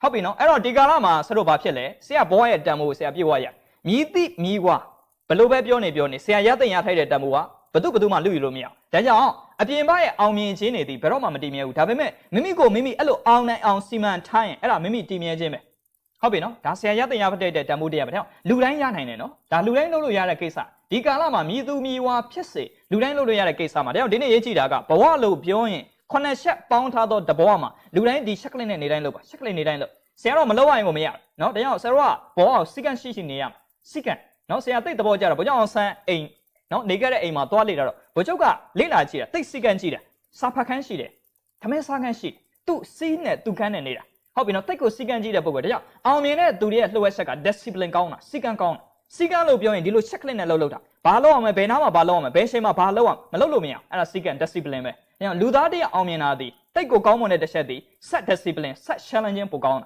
ာဒါဒီနေ့ရေးကြည့်တာကလူတိုင်းအောင်မြင်တိုးတက်ရှင်နေဆိုရင်ဒီ9ချက်ကိုနေတိုင်းလုပ်ပေးပါဟုတ်ပြီနော်ဒီနေ့ကနေစပြီးတော့ဆရာအားလုံးကိုဒါအကြံပြုလိုက်ပါတယ်လူတိုင်းကုန်းပစ်ကာလမှာစကန်းဝေးမှာမိမိဒီအတိုင်းနေပေးပါဟုတ်ပြီနော်ဒီအတိုင်းနေပေးရင်မိမိဘဝရဲ့တန်ဖိုးတရားအပြည့်အဝရရှိတယ်ဒါကိုယ့်ရဲ့တန်ဖိုးပဲအဲ့တော့ကျမ်းမာရေးလှုပ်ထားတဲ့သူကလည်းပဲဖြစ်လာလည်းပဲခံနိုင်စွမ်းရှိတယ်လေ့ကျင့်ခန်းလှုပ်ထားတယ်သူ့မှာဘာဖြစ်နေလဲအထက်အိမ်မျိုးတွေကောင်းနေတယ်လေအိမ်မျိုးတွေကောင်းနေတဲ့အတွက်အလုပ်တွေပို့လုပ်နိုင်တယ်မကျမ်းမာမှုတောင်သူ့ရှိဝင်လို့မရဆိုလိုချင်တဲ့ resistant အားကောင်းတာကိုသူတို့ကြတာ။နောက်ဒီနေ့ရေးကြည့်တာကလူတိုင်းကမိမိကိုမိမိ strong ဖြစ်အောင်လုပ်ပါ။နောက်ဒီနေ့ရေးကြည့်တာဒါလည်းဘာလုပ်မှရမလဲဆိုလို့ရှိရင်ဒီတိုင်းလုပ်ရှင်လို့တော့မရဘူး။ check list နဲ့သေချာလုပ်မှရမယ်။အဲ့လိုသွားတဲ့အခါမှာလဲဆရာကဒီနေ့အားလုံးကိုပြောရှင်းတာ။ဟုတ်ပြီအဲ့တော့တချို့ကပြောတယ်။ဒီလိုလုပ်ဖို့နဲ့ပတ်သက်ပြီးဆရာဒါလေးလည်းပြောမယ်နော်။ဒါလည်းဆရာအားလုံးကိုမှန်တာပြောရင်လေဟိုဆရာစင်းကဒီကာလမှာနော်ပြောချင်တာအားလုံးပေါ့နော်ဒီမှာအားလေး3ခုနဲ့ဆရာတို့ကတတိပေးချင်တာနော်အားလုံးနဲ့အားပေးလိုက်ရှင်တာမှန်တာပြောရင်လူသားတွေအားလုံးကိုအထူးဖြင့်ကျောင်းသားတွေရောနော်တော်တော်များများကိုယ့်ရဲ့မိသားစုဝင်တွေရောကိုယ့်တငယ်ချင်းတွေရောဆရာလူတိုင်းကိုလေမှန်တာပြောရင်တနာတယ်။ဘာကြောင့်တနာလဲဆိုရင်မသိဘူး။မသိချင်းကိုဆရာသိတနာတယ်နော်။တနာတာမှလူတိုင်းကိုလည်းတနာတယ်ကိုယ့်ကိုလည်းတနာမိတယ်။ဒီလောက်ဟောပြောနေတာတော့မှကိုယ့်နီးရလူတွေကိုယ့်အနည်းဆုံးလူတွေတော့မပြောင်းလဲသေးဘူး။နော်ကိုယ့်ကျောင်းသားတွေပြောင်းလဲတဲ့သူတွေပါတယ်မပြောင်းလဲသူရာခိုင်နှုန်းအများကြီးကျန်ခဲ့တယ်နော်။တနာတာမှကိုယ့်ကိုလည်းကိုယ်တနာမိတယ်တခါတည်းကိုဒီလောက်ပင်ပင်ပန်းပန်းလှုပ်ပြနေတာတော့မှမပြောင်းလဲကြဘူး။နော်လူသားတွေဘာကြောင့်မပြောင်းလဲလဲဆိုတော့မသိချင်းနော်အဲ့တော့ဘာလဲလို့ဆရာကပြောရင် reason အကြောင်းပြချက်ပေးနေခြင်းတကယ်တော့မသိလို့အကြောင်းပြချက်ပေးတာအဲ့တော့အကြောင်းပြချက်ပေးလေဘာရလေလဲဆိုတော့ research ကသူ့တော့ဝေးလေပဲလွယ်တယ်နော်အကြောင်းပြချက်ပေးလိုက်တာဆရာရဲ့ကျွန်တော်တို့ကလေပင်ပန်းလို့အလောက်ကများလို့နော်ဆိုတော့သူအကြောင်းပြချက်ပေးလိုက်တာနဲ့နောက်ဆုံးကိုယ့်ရဲ့ခုနကပြောတဲ့9ချက်ကရသိရထိုက်တဲ့အရာမရတရားထိုင်နေဆရာလိုလဲနာတာပေါ့ဟုတ်ပြီနော်နိုင်ဝက်လောက်ထိုင်ရင်ဝေဒနာစတက်ပြီ45မိနစ်တနာရီဆိုရင်ဆယ်ရိုလက်ထိုင်ရတာပဲဆိုတော့ဆယ်ရိုကမနာလို့ မနာလို့ထိုင်နေတာတော့မဟုတ်အဲ့တော့တရားထိုင်နာမှာပဲဒါကြောင့်ဒီနေ့ရေးကြည့်တာက reason မပေးပါနဲ့အရေးကြီးတယ် reset ဖြစ်အောင်ယူပါဟုတ်ပြီနော် learning လုပ်မယ်ဆရာကကျွန်တော်တော့ဘယ်ဆောင်းမရှိတော့ online မှာအများကြီးရှိတယ် online မှာအများကြီးရှိတယ်နော်ဆိုလို့ချင်းတာအဲ့တော့ဆိုရတဲ့သဘောက reason မပေးနဲ့အရေးကြီးတာက reset ဖြစ်အောင်လုပ်နော်ဆရာလူတိုင်းကိုလေအဲ့ဒီစေတနာလေးတော့လူတိုင်းပေးချင်တယ်ဒါကြောင့် reason မပေးကြပါနဲ့ဆရာတို့ reason မပေးနဲ့လောကကြီးရဲ့ reason မပေးအောင်ဒါကြောင့် reset ဖြစ်အောင်လုပ်ဒီကာလမှာ commit ဖြစ်လို့ဆရာရဲ့ကျွန်တော်တို့အလုပ်တွေရအောင်ကိုအလုပ်ရှာလုပ်ဆရာတို့လည်းဒီကာလမှာအလုပ်ရှိတော့အလုပ်လုပ်နေတာမဟုတ်အလုပ်ကိုဖန်တီးတော့အလုပ်ဖြစ်လာကျောင်းပိတ်သွားပြီဆိုတော့ဘယ်လုပ်ရှိမလဲတိုးတော်လည်းအလုပ်တွေအသစ်ဖန်တီးရငါဘယ်လိုအလုပ်လေးလုပ်ရင်ရမလဲဘယ်သူနဲ့ပေါင်းပြီးတော့ဘာလုပ်လေးလုပ်လိုက်ရင်တော့ရမလဲအလုပ်ဆိုတာဖန်တီးမှရဆိုတော့ဒီနေ့ရေးကြည့်တာကအဲ့လိုသွားတဲ့ခါမှာလည်းတချို့ကဒါဆရာတို့ဒါဥပမာလေးတစ်ခုပါဒါကြောင့်ဆရာတို့ကလူတိုင်းကိုဆရာအားလုံးကိုအားပေးလိုက်ရှင်တာဒါဆရာတေးဦးအနေနဲ့လူတိုင်းကိုအားပေးတာပါဆိုတော့အဲ့တော့ဒီနေ့ဆရာကနီးလန်းတစ်ခုပေးလိုက်မယ်မအားရင်ဖြစ်စေအကြောင်းပြချက်တစ်ခုရှိရင်ဖြစ်စေလူသားတစ်ယောက်အနေနဲ့စပြောင်းလဲတော့မယ်ဆိုရင်ဒီအားသုံးလုံးလောက်ရနော်နံပါတ်1ကရေးကြည့်တာက replace repeat ဒီနှစ်ခုမှတ်မယ်သိရေးကြည့်တယ် repeat လို့ခေါ်တဲ့အစိမ်းကနေစကြည့် repeat ဆရာတို့နေ့စဉ်နေတိုင်းလုပ်နေတဲ့ကိစ္စတွေလူတိုင်းမှာရှိတယ်အခုဆရာပြောလိုက်တာဒီ challenge စပြောင်းလဲဖို့ပြောပြီဆိုတာနဲ့ဆရာတို့က repeat နေ့စဉ်လုပ်နေတဲ့အရာတွေအားလုံးကိုတချို့တစ်ဝက်ကို short မှရတော့မ short ရင်မနေ့ကလည်းဒီတိုင်းဆက်လုပ်မယ်ဒီနေ့လည်းဒီတိုင်းဆက်လုပ်မယ်ဆိုရင်ဆရာရဲ့ challenge မသက်ကအလကားပဲဆရာတို့ပြောင်းလဲခြင်းတဲ့အရာလည်းပဲအလကားပဲဟုတ်ပြီနော်ဆိုလို့ကျန်အချိန်ကုန်တယ်ဆိုလို့ကျန်အဲ့တော့ repeat နေ့စဉ်လုပ်နေတဲ့အရာတွေအားလုံးကိုတချို့ short လိုက် okay ဆရာတို့ဥပမာအဖြစ်9ချက်လုပ်နေတယ်ခုနက9ချက်ကိုပြန်ပြီးတော့တတိထားကြည့်နော်9ချက်လုပ်နေတယ်ဟုတ်ပြီနော်အဲ့တော့ repeat လုပ်နေတဲ့အချက်9ချက်ရှိတယ်အဲ့ဒီ9ချက်ထဲမှာတစ်ချက်ထဲကိုပဲပို့ပြီးတော့လုပ်တယ် happy ပျော်တဲ့နေရာမှာပို့သုံးနေတယ်ဟုတ်ပြီနော်အချိန်မရှိတာမဟုတ်ဘူးနော်ပျော်တဲ့နေရာမှာပို့သုံးနေတယ် Facebook မှာကြည့်မယ်ဟာပျော်ဖို့ကောင်းလိုက်တာဘယ်သူကဘယ်လိုပြောတယ်ဟုတ်ပြီနော်ဟာဘယ်သူကဘယ်လိုဆဲနေတယ်ဟာဝင်ပြီးတော့ကြည့်လိုက်တာကောင်းလိုက်တာဟုတ်ပြီနော်ဆိုရင်တရားနာမဲ့အချိန်မရှိဘူးဒါဆိုရင် repeat ကိုနည်းနည်း short happy ပျော်လုံးအဲ့ဆက်တိုက်လုပ်နေတဲ့ဟာကိုဥပမာ10ချိန်လုပ်နေတဲ့ຢာကို9ချိန်လောက် short လိုက်9ချိန်ပို့လာပြီအဲ့ဒီပို့လာတဲ့အစားမှာတရားနာမလားနားမယ် replace တဲ့အစားထပ်ထိုးအောင်ဟုတ်ပြီနော်စတို့နေ့စဉ်လုပ်နေတော့ repeat အဲ့ဒီအလုပ်တွေဆက်တိုက်တစ်ခုတည်းကိုလုပ်နေတဲ့အရာတွေကိုတဲ့နည်းနည်း short လုပ်လိုက်မယ် short ပြီးတော့တစ်ဖက်မှာ replace တဲ့အဲ့ဒီမှာကောင်းတဲ့အရာလေးအစားထိုးမယ်ကောင်းတဲ့အရာလေးအစားထိုးမယ်အစားထိုးပြီအဲ့လိုအစားထိုးရင်နဲ့ဘာလုပ်အောင် reset တယ်ရတဲ့ဖြစ်အောင်လုပ်အောင်ဆက်လိုက်အချိန်မရှိပါဘူး10ဦးစင်ဖြိုးပိုင်က48နာရီရတယ်အားလုံးကနေမှတစ်ဆင့်12နာရီပဲမမျှမတတော့မပေးထားပါဘူးလူတိုင်းက24နာရီပဲဆိုလို့လည်းဒီလိုပဲစီမံရတာဒါကြောင့်ဒီနေ့ရေးကြည့်တာကကို repeat လုပ်နေတဲ့အရာတွေအားလုံးဒါကြောင့်ဆရာကမတတ်ထားတယ်ဖုံးပြောရင်ဆရာ9မိနစ်ထပ်ပို့မပြောဘယ်လောက် investment ကိစ္စသိန်းထောင်ရှိတဲ့ကိစ္စဖြစ်ပါစေ9မိနစ်ထပ်ပို့မပြော Facebook မှာဆရာလူတစ်ယောက်ကို3မိနစ်ထပ်ပို့မပြောဒါဆရာရဲ့စတို့ရဲ့ repeat ဟုတ်ပြီနော်အဲ့မှာမိနစ်30လည်းမပြီးဘူးတနားရီလည်းမပြီးဘူးဆိုရင်ကျန်တဲ့လုပ်တွေလုပ်လို့မရဘူးဒါကြောင့်ဒီနေ့ရေးကြည့်တာက repeat မိမိလုပ်နေတဲ့အလုပ်တိုင်းမှာတက်နိုင်သမျှ short ပါဆိုလို့ကျင်တာ short ပြီးတော့ဘာလုပ်ရမလဲဆိုရင် replace တဲ့အဲ့ဒီမှာခုနကကိုလုပ်ရှင်တဲ့အရာတွေအစားထိုးတော့လေ့ကျင့်ခန်းလုပ်ရမလားနိုင်ဝက်အချိန်ပြီးတော့ Facebook ကိုနည်းနည်း short လိုက်ညနေပိုင်း7နာရီလောက်မှာစပြီးတော့လေ့ကျင့်ခန်းလုပ်မလားလုပ်လိုက်ဆိုလို့ကျင်တာအဲ့တော့ဒီနေ့ရေးကြည့်တာကစတို့ကအလုပ်တစ်ခုတည်းပေါ်မှာ repeat မလုပ်ပါနဲ့ replace တဲ့ကောင်းတဲ့အရာလေးတွေ9ချက်ရှိတယ်နေတိုင်းအဲ့ဒါလေးကိုအစားထိုးသွားရင်ဘာရမလဲ reset ဆရာမကန်ရဲတယ်အဲ့ဒါကလူတစ်ယောက်ကို management ပြောင်းလဲနေ habit ကိုပြောင်းလဲနေနော်အားသုံးလုံးလို့ခေါ်တယ်ဒီနေ့ရေးကြည့်တာက repeat ရယ်စတို့က replace ကဲစတို့ကျွန်တော် reset ကဲဒီ3ခုနဲ့ရအောင်ပြောင်းလဲမယ်ဒါလေးမှတ်ထားမယ်နော်တိတ်ကိုရေးကြည့်ရဆိုတော့ဒါကြောင့်ဒီနေ့ရေးကြည့်တာကလူတိုင်းစတို့အားလုံးကိုပြောင်းလဲစေချင်တယ်ဒီကာလမှာလူတိုင်းတန်ဖို့ရစေချင်တာပါငေါဟိုသိန်း10သိန်းရတဲ့ဆရာရဲ့တပည့်တွေကိုလည်းဆရာသိန်း100ရစေချင်တာပဲဆိုလို့ကျင်တာဆရာမိတ်ဆွေတွေလည်းဒီကာလမှာသိန်း1000ရနေတဲ့သူတွေကိုလည်းသိန်း3000တော့ရစေချင်တာပဲဒါဆရာလူတိုင်းကိုစေတနာထားပါတယ်ဒါကြောင့်ဒီနေ့နီးလန်းလေးတစ်ခုကတော့ repeat လုပ်နေတဲ့အရာလေးတွေကိုအကြာကြီးမလုပ်ကြပါနဲ့အရေးကြီးတာ replace တဲ့ကောင်းတဲ့အရာလေးတွေနဲ့အစားထိုးပါတော့မှသာလင်မိမိလိုချင်တဲ့ reset ကိုရမယ်လို့ဆရာဥစွာလေးဒီနေ့အားလုံးကိုအားပေးအဲ့လိုသွားတဲ့ခါမှာလည်းဒီနေ့အားလုံးကိုစမ်းတာ okay ဒါဒီနေ့အရေးကြီးတယ်ဒီ point လေးကိုမှတ်ပါဒီနေ့ဆရာရဲ့ခေါင်းစဉ်အဓိကဟောပြောချက်မှာတော့ဒါပဲ time to ဟုတ်ပြီနော်21 day challenge ဒီကာလဒီအချိန်ဒီဘယ်အချိန်ကိုရောက်လာပြီလဲဆိုရင်21ရက်စက်တိုက်ပြောင်းလဲရမယ့်အချိန်ကိုရောက်လာပြီဒါကဘာမှာသူ့သေသနာပြုထားတယ်ဟုတ်ပြီနော်လူသားတယောက်မိမိအမှုအကျင့်ပြောင်းလဲကျင်တာဖြစ်စေအခုလိုမျိုးခုနကတော့ဆရာတို့ပြောနေ9ချက်ကိုဟုတ်ပြီအချက်9ချက်ကိုအပတ်စဉ်လုံနိုင်အောင်ဖြစ်စေမိမိရတဲ့ထိုက်တဲ့တန်ဖိုးကိုရခြင်း21ရက်စက်တိုက်လုပ်โอเค day 1မှာလေ့ကျင့်ခန်းလုပ်မယ်7နာရီကနေ7နာရီခွဲလေ့ကျင့်ခန်းလုပ်မယ်ဟုတ်ပြီနော်ဆရာတို့ကျန်တာလေ့ကျင့်ခန်းလုပ်မယ်โอเค exercise လုပ်မယ်အဲ့တော့အဲ့ဒီ day 1မှာ7နာရီကနေ8ခွဲ exercise လုပ်နေတိုင်းလုပ်21ရက်စက်တိုက်လုပ်မယ်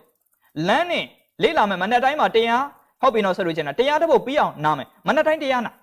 မနက်တိုင်းday 1နဲ့ day 21 day ထိတရားနာ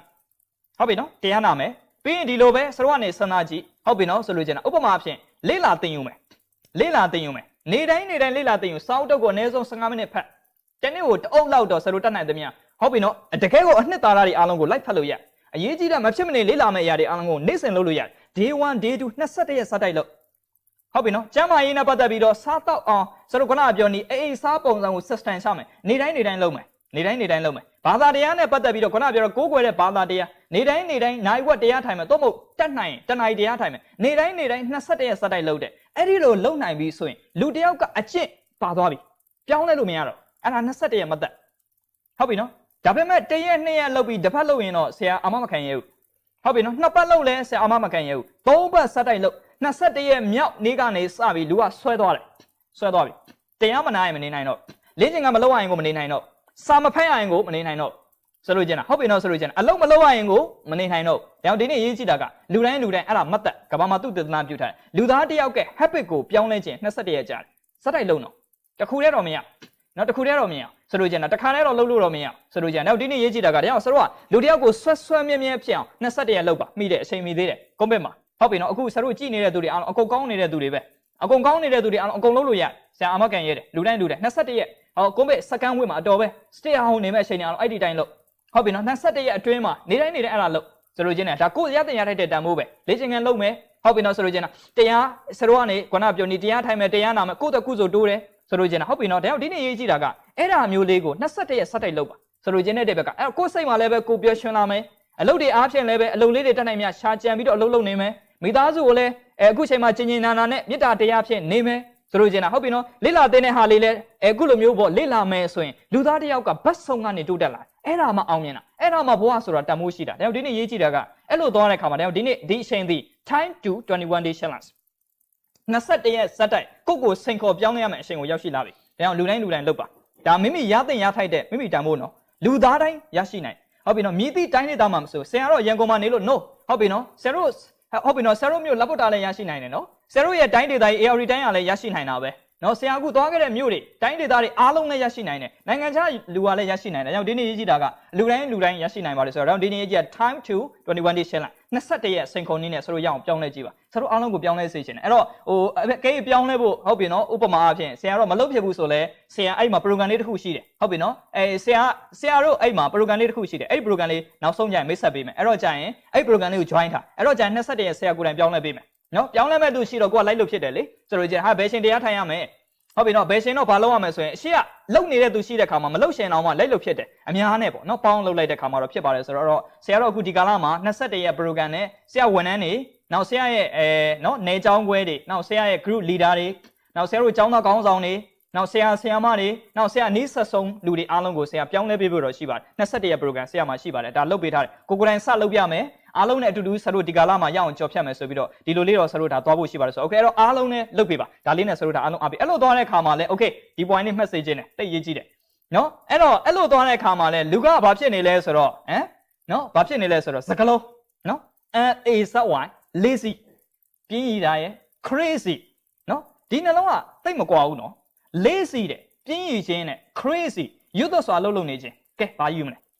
lazy တွေများနေတယ်နော် crazy ဖြစ်အောင်ယူတွတ်နဲ့ကိုယ့်ရဲ့ဘဝကိုယူတွတ်စွာအဲ့လိုမျိုးတကယ်ကို decide မှတ်နဲ့ကိုယ့်ဘဝပါလားဒါငါဘဝအရေးရပါလားငါရဲ့ကုသိုလ်တရားပါလားဟာငါရဲ့တိုးတက်မှုပါလားဟုတ်ပြီနော်ငါရဲ့ရတဲ့နဲ့တန်ဖိုးပါလားဒီလိုယူတွတ်ကြိုးစားမယ်အစား lazy ထိုင်ပြီးတော့ဟုတ်မှာပါလေအဲ့လိုမရအဲ့လိုဆိုရင်တော့ဆရာတို့မရတဲ့အောင် lazy မလုပ်နဲ့ crazy ဖြစ်အောင်လုပ်ပြီးရင်0အော်ကျွန်တော်တို့ကတော့ဆရာရဲ့ဘာမရှိလို့0တွေမဟုတ်ဘူးအရေးကြီးတာ hero လူတိုင်းလုပ်နိုင်တယ်ကြောင့်ဒီနေ့အရေးကြီးတာက lazy အစား crazy ဖြစ်အောင်လုပ်ပါ0စာ hero ဖြစ်အောင်လုပ်ပါနော်ဆရာဒီပါစကလုံးသိသဘောကျဒါကြောင့်ဒီနေ့ရေးကြည့်တာလူကတကယ်တော့ဟုတ်ပြီနော်ဆိုလိုချင်တဲ့ဘက်က lazy ပြင်းရပြီးတော့မနေပါနဲ့ crazy ရွတ်တော့စွာစူးစမ်းနေပါ0တုံညဆိုပြီးတော့တိမ်ငယ်မနေပါနဲ့ hero ရဲစွမ်းတတိရှိစွာဥဆောင်နေပါဒါလေးနဲ့ဆရာအလုံးအားပေးခြင်းတယ်ဒီကလာလောက်ကြဆိုလိုချင်တာမပြင်းကြပါနဲ့ crazy ရွတ်တော့လှုပ်နေကြပါ0ဆိုလိုချင်တာတိမ်ငယ်ပြီးတော့တုံညတော့မနေပါနဲ့ဟုတ်ပြီနော်ရဲတတိရှိနဲ့ hero ဖြစ်အောင်ဆိုတော့လုတ်ပြနေပါဥဆောင်ပြနေပါတော့မှသာလဲဒီကာလမှာဆရာတို့အားလုံးတော့လူတိုင်းလုတ်နိုင်တယ်ဆရာတို့လူတိုင်းကိုဆရာတို့တတ်နိုင်မြအားလုံးအားပေးတယ်ဆိုတော့ okay အဲ့တော့ဒီနေ့ဒါနဲ့တော့အဲ့လိုသွားတဲ့ခါမှာလဲနောက်တစ်ခုနောက်တစ်ပိုင်းဒါလေးအရေးကြီးတယ်နော်ဒါလည်းပြောချင်သေးတယ်ဒီကာလမှာအဲ့တော့ဆရာရှိမှလူတိုင်းကိုသူတည်တနာပြုရင်လူတိုင်းတော့မဟုတ်ပါဘူးလူတချို့ပေါ့နော်ကိုယ်တိုင်နဲ့ပါခဲ့ပါလေဒီထဲမှာကိုယ်လည်းပါခဲ့ပါနော်အဲ့တော့လူတိုင်းကတော့ဟုတ်တယ်အဲ့မှာကိုကဟိုပေါ့နော်ဟိုဒီနေ့ဟိုစမ်းနိုင်လူတိုင်းက စဉ်းစားရင်အကုန်လုံးကတော့ဆရာတို့တတ်နိုင်သမျှလေဘာဖြစ်နေလဲဆိုရင်နော်ဆရာလောကနေတီနဲ့ပတ်သက်ပြီးလေ့လာဘူးတယ်လေ့လာဘူးတော့အဲ့မှာဘာရှိလဲဆိုရင်ဒီ value light ကိုဘာကြောင့်မရကြတယ်လဲလူတွေဘာကြောင့်မတိုးတက်ကြတယ်လဲဆိုရင်နော်အားလုံးစဉ်းစားခြင်းနံပါတ်1ကခုနဆရာတို့ပြောတဲ့ lazy ကနေစပြင်းကြတဲ့အတွက်နော် not learn မလေ့လာပြစ်ဘူးတဲ့ဟုတ်တယ်နော်ပြင်းတဲ့အတွက်အခုလိုပညာရက်တွေရှိတယ်မလေ့လာပြစ်ဘူးကိုအတွက်ခုနပြောတဲ့ system ကောင်းတွေ9ချက် checklist ပုံစံရှိတယ်21ရဲ့ method တွေရှိတယ် lazy ဖြစ်တဲ့အတွက်မလေ့လာပြစ်ဘူးမလေ့လာဖြစ်တဲ့အတွက် second step မှာဘာဖြစ်လဲတဲ့ don't know တဲ့မသိဘူးဘာသင်ခန်းစာမှာ तू ကမရကိုယ့်ရဲ့အမှားလည်းပြန်ပြီးတော့မလေ့လာဘူးမလေ့လာတဲ့အတွက်ဘာသင်ခန်းစာမှာ तू မတိုးဟုတ်ပြီအောင်မြင်ခြင်းကြာရှုံးခြင်းကလည်းမလေ့လာဘူးမလေ့လာတဲ့အတွက်ဘာသင်ခန်းစာမှာမတိုးသူများနေအောင်မြင်သွားတဲ့ဘယ်ခံယူချက်နဲ့လုပ်နေလဲမလေ့လာဘူးဟုတ်ပြီနော်အောင်မြင်မှုကို jealousy ဖြစ်နေတယ်ဒါဆိုရင်လည်းဘာသင်ခန်းစာမှာမတိုးလက်စင်ဘာမှမရဘူးတဲ့မလေ့လာဘူးပြင်းရတဲ့အတွက်ဒါမှမဟုတ်ရှင်လည်းပဲစိတ်မပါတဲ့အတွက်မလေ့လာတဲ့အတွက် तू ကမသိဘူးတဲ့မသိတဲ့အတွက် never work done တဲ့ဘယ်တော့မှမပြီးဘူးတဲ့အဲ့တော့ loser အရှုံးသမားပဲဟုတ်ပြီနော်ဒါလောကနီတိပညာရှိမှာဆရာတို့က3ဆင့်ဆရာသိတဲ့ဘောကြလို့ပြန်ပြောအင်္ဂလိပ်လိုလေဟုတ်ပြီနော်လူကပြင်းလို့တဲ့မလေ့လာဘူးတဲ့မလေ့လာလို့အတွက်တဲ့မလုပ်ဘူးတဲ့မလုပ်တဲ့အတွက် तू ဘာမှမရဘူးတဲ့ဒါပဲနော်အဲ့တော့ဒီနေ့ရေးကြည့်တာဆရာတတ်နိုင်များအားလုံးအားပေးချင်တာအဲ့လိုတော့ဖြစ်နေတာတော့မသိဘူးတတ်နိုင်တယ်မယ်ဆရာတင်တော့မရဘူးဆိုရင်တော့သိကြတယ်ပြင်းရနေတာနော်ပြင်းရနေတာကိုဆရာတို့ကချော့မှရမယ်ဟုတ်ပြီနော်ဒါကြောင့်ဆရာကအမြဲတမ်းပြောတယ်နော်ဟိုချော့တာလေးတွေနည်းနည်းတော့လုပ်ရမယ်ဟုတ်ပြီနော်ဟိုပြင်းတာလေးတွေချော့ရမယ်ပျော်တာလေးတွေလည်းနည်းနည်းချော့မှရမယ်ဟုတ်ပြီနော်အခုနောက်ပိုင်းပွတ်တာလည်းနည်းနည်းချော့ဖို့လိုအပ်တာလေဆိုလိုချင်တာအဲ့တော့ဒီလိုမလုပ်နိုင်ရင်တော့ဒီကာလမှာကိုယ်တံမိုးချော့ချမှာဆိုလိုချင်တဲ့ဘက်ကဒါကြောင့်ဒီနေ့ရေးကြည့်တာကအဲ့တော့ဆရာတို့ကတော့ပြောင်းလဲပေးရမယ်ဟုတ်ပြီနော်ဆရာတွေပြောင်းလဲပေးနေတဲ့ပုံကိုဖြစ်တဲ့ခါမှာတော့လူတိုင်းကိုဆရာအမှန်တရားပဲပြောရမှာပဲကြိုက်သည်ဖြစ်စေမကြိုက်သည်ဖြစ်စေဆရာပညာကိုလိမ်လို့မရပညာကိုပဲသစ္စာရှိအောင်ဆိုလိုချင်တဲ့ဘက်ကဟုတ်ပြီနော်နောက်ဆုံးကိုအနည်းဆုံးလူတော်မှဆရာပြောရမှာပဲဟုတ်ပြီနော်ဒါပညာအားဖြင့်ဆရာတို့ကလူတိုင်းကိုပြောရမှာဆိုတော့ဆရာတို့တတ်နိုင်သမျှပညာတွေဆိုတာခက်ခဲတယ်အောင်မြင်မှုဆိုတာလူတိုင်းမရနိုင်ဘူးဘာကြောင့်လဲဆိုရင်အခုလိုမျိုးအခက်ခဲတွေရှိတယ်ဟုတ်ပြီနော်လူသားတွေအားဖြင့်စန့်ကျင်ဘက်သဘောမှာအများတိုင်းသွားတယ်ဟုတ်တယ်လေဆရာတို့စဉ်းစားကြည့်တယ်တရားထိုင်တယ်တရားရဖို့အတွက်လောလောကူကူအုံဖွက်ဆူတောင်းလိုက်ရုံနဲ့မှမရတယ်ကျင့်ရတယ်နားအောင်ကျင့်အောင်ကျင့်မှတရားတွေတိုးတယ်အခုလိုမျိုးကပ်ဘေးဖြစ်လာတဲ့လူတွေအတိတရားတိုးလာတယ်မေတ္တာအားတွေကြီးလာတယ်ဒီလိုမျိုးအခက်ခဲတွေကြော်ဖြတ်မှသူကတိုးလာဆိုလို့ကြတယ်ဒီနေ့ရေးကြည့်တာကအဲ့တော့အောင်မြင်ခြင်းဆိုတာအဆုံတရားမဟုတ်အဆန်တရားခတ်အောင်လုပ်ရတယ်တာဝန်တွေပို့ယူရတယ်တလားမှာ300ဆိုလဲရှာရမယ်ဝန်ထမ်းတွေတာဝန်ယူရမယ်သူများမိသားစုကိစ္စတွေဆရာတို့တာဝန်ယူရမယ်ဒါမှဆရာတို့အောင်မြင်မှာဆိုတော့ဒီနေ့ရေးကြည့်တာကအဲ့တော့ဆရာတို့က lazy လုပ်နေတော့မရငါ lazy လုပ်နေပြီးတော့တက်နဲ့တော့မရဘူးနော်ဆိုလို့ကျင်တာတရားရေးကြည့်တာကအားလုံးအားပေးလိုက်ရှင်တာ lazy not learn မလေ့လာဘဲနဲ့လည်းမနေနဲ့ဆိုလို့ကျင်တာဒါဆိုရင်တော့ဘာရလဲကိုဘာမှမသိဘူးမသိတဲ့အတွက်လည်းမလုပ်ဖြစ်ဘူးမလုပ်ဖြစ်တဲ့အတွက်ကိုနောက်ဆုံးမှမရနောက်ဆုံးတော့ကိုရှုံးတာဒါဒီနေ့ရေးကြည့်တာက A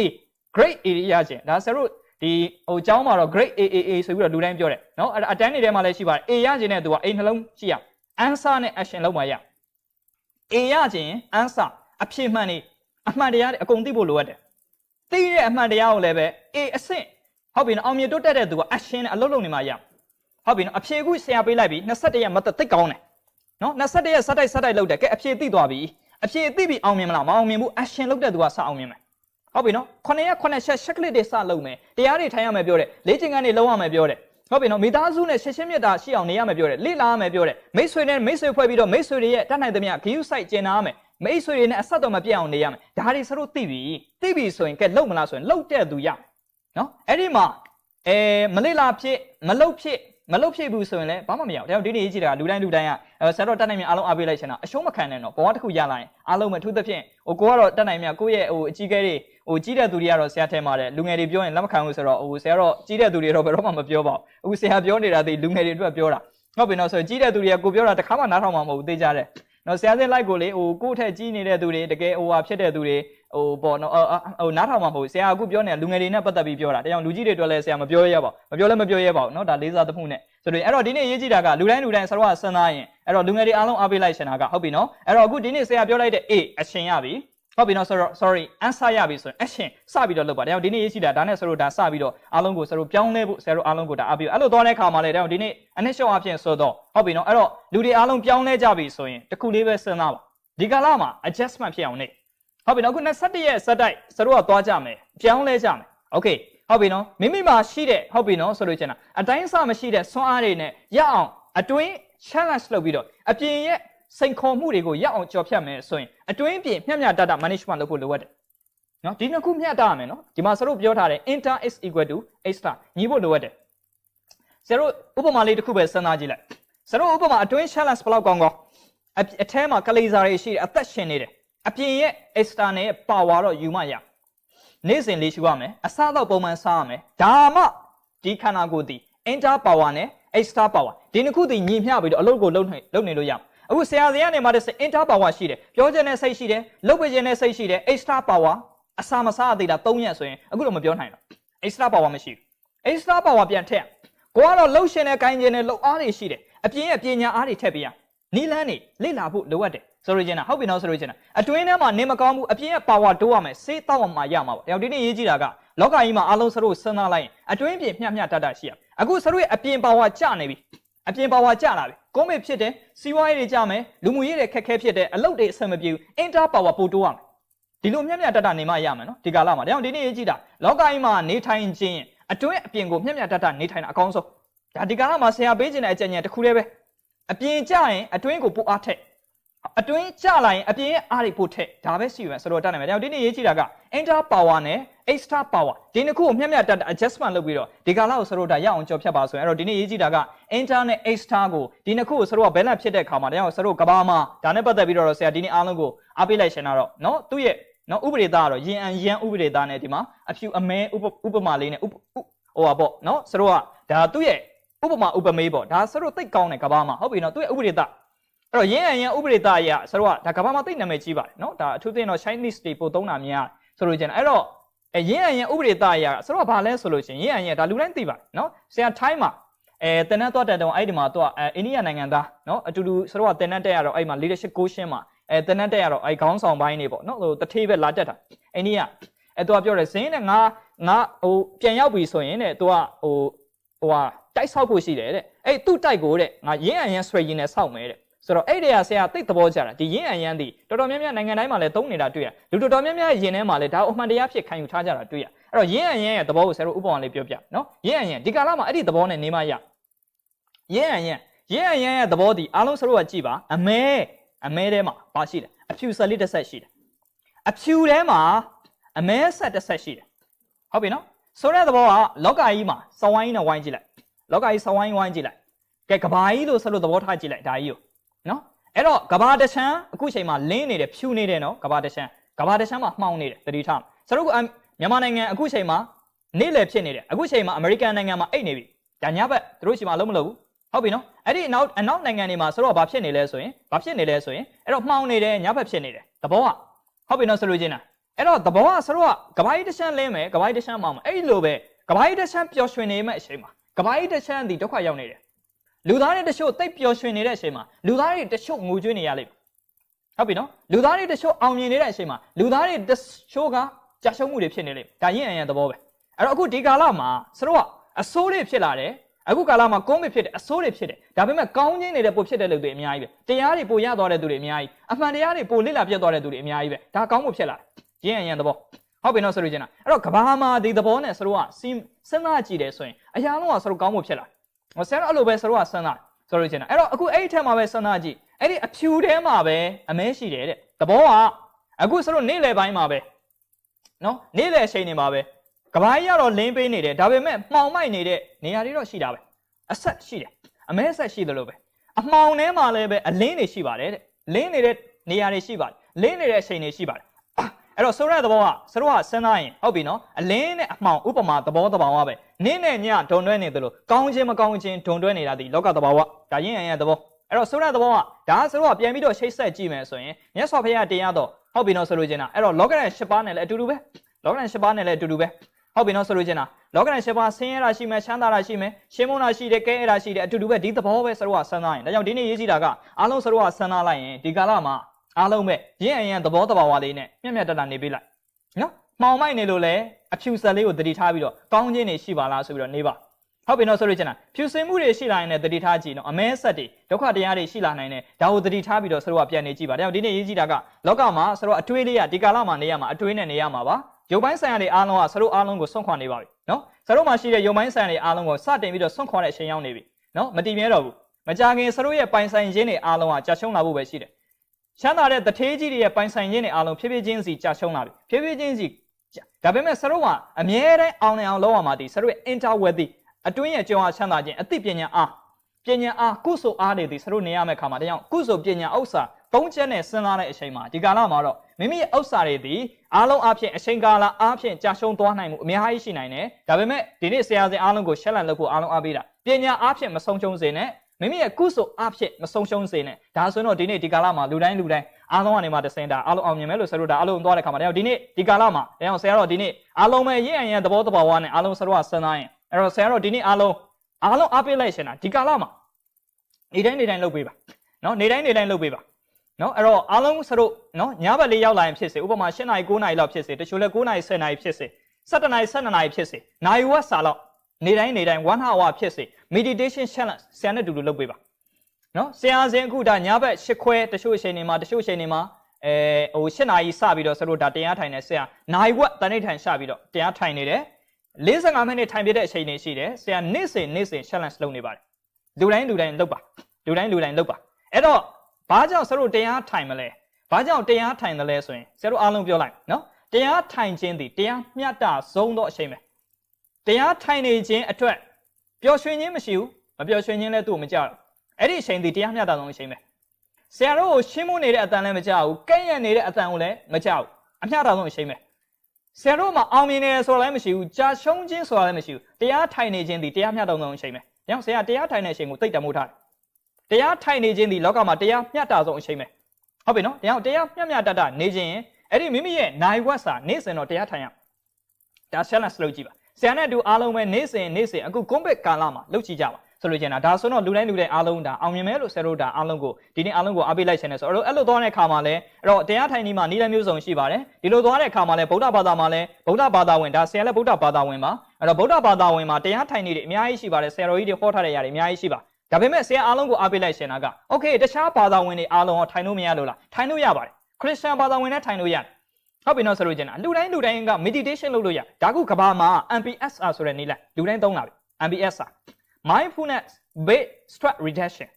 ဟုတ်ပြီနော်တတိပဋ္ဌာန်တတိတရားကိုအခြေပြုပြီးတော့မိမိရဲ့ stress စိတ်ပိုင်းဆိုင်ရာရုပ်ပိုင်းဆိုင်ရာရဲ့မိမိရဲ့ဖိစီးမှုတွေကိုရှော့ချတော့နေလိုက်ဒီကမ္ဘာလုံးမှာသုံးလာပြီအမေရိကန်မှာလည်းသုံးနေပြီအမေရိကန်ဆိုတာတကယ်ခရစ်ယာန်တွေများစွာရှိတဲ့နိုင်ငံဟုတ်ပြီနော်ဆိုလို့ကျင်တာအဲ့ဒီကနေမှတစင်ကိုရီးယားတို့ဘာလို့မှစတင်လာပြီ MBSR နေလိုက်လူတိုင်းသုံးလို့ရဘာသာခြားတိုင်းနဲ့သုံးလို့ရ MBSR ဆရာတို့အားလုံးကိုဆရာတို့ကရည်ရွယ်ပါတယ်လူသားမှန်နီလန်းကောင်းရင်အကုန်ယူရမယ်နော်ဆရာလည်းဒီတိုင်းပဲဆရာအရင်တစ်ဘက်ကပြောပါတယ်နော်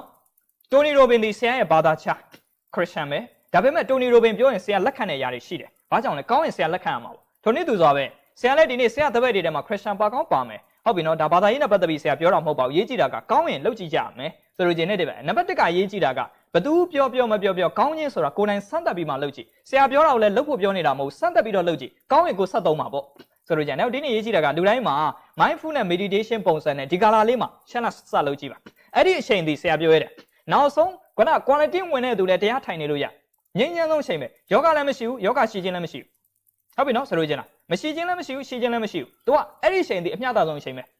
နော်ဒုက္ခရောက်နေတဲ့မိတ်ဆွေတွေလည်းအဲ့ဒီအချိန်မှာစသုံးလို့ရတကယ်တော့ဒုက္ခလည်းအဲ့ဒီအချိန်မှာမရှိတော့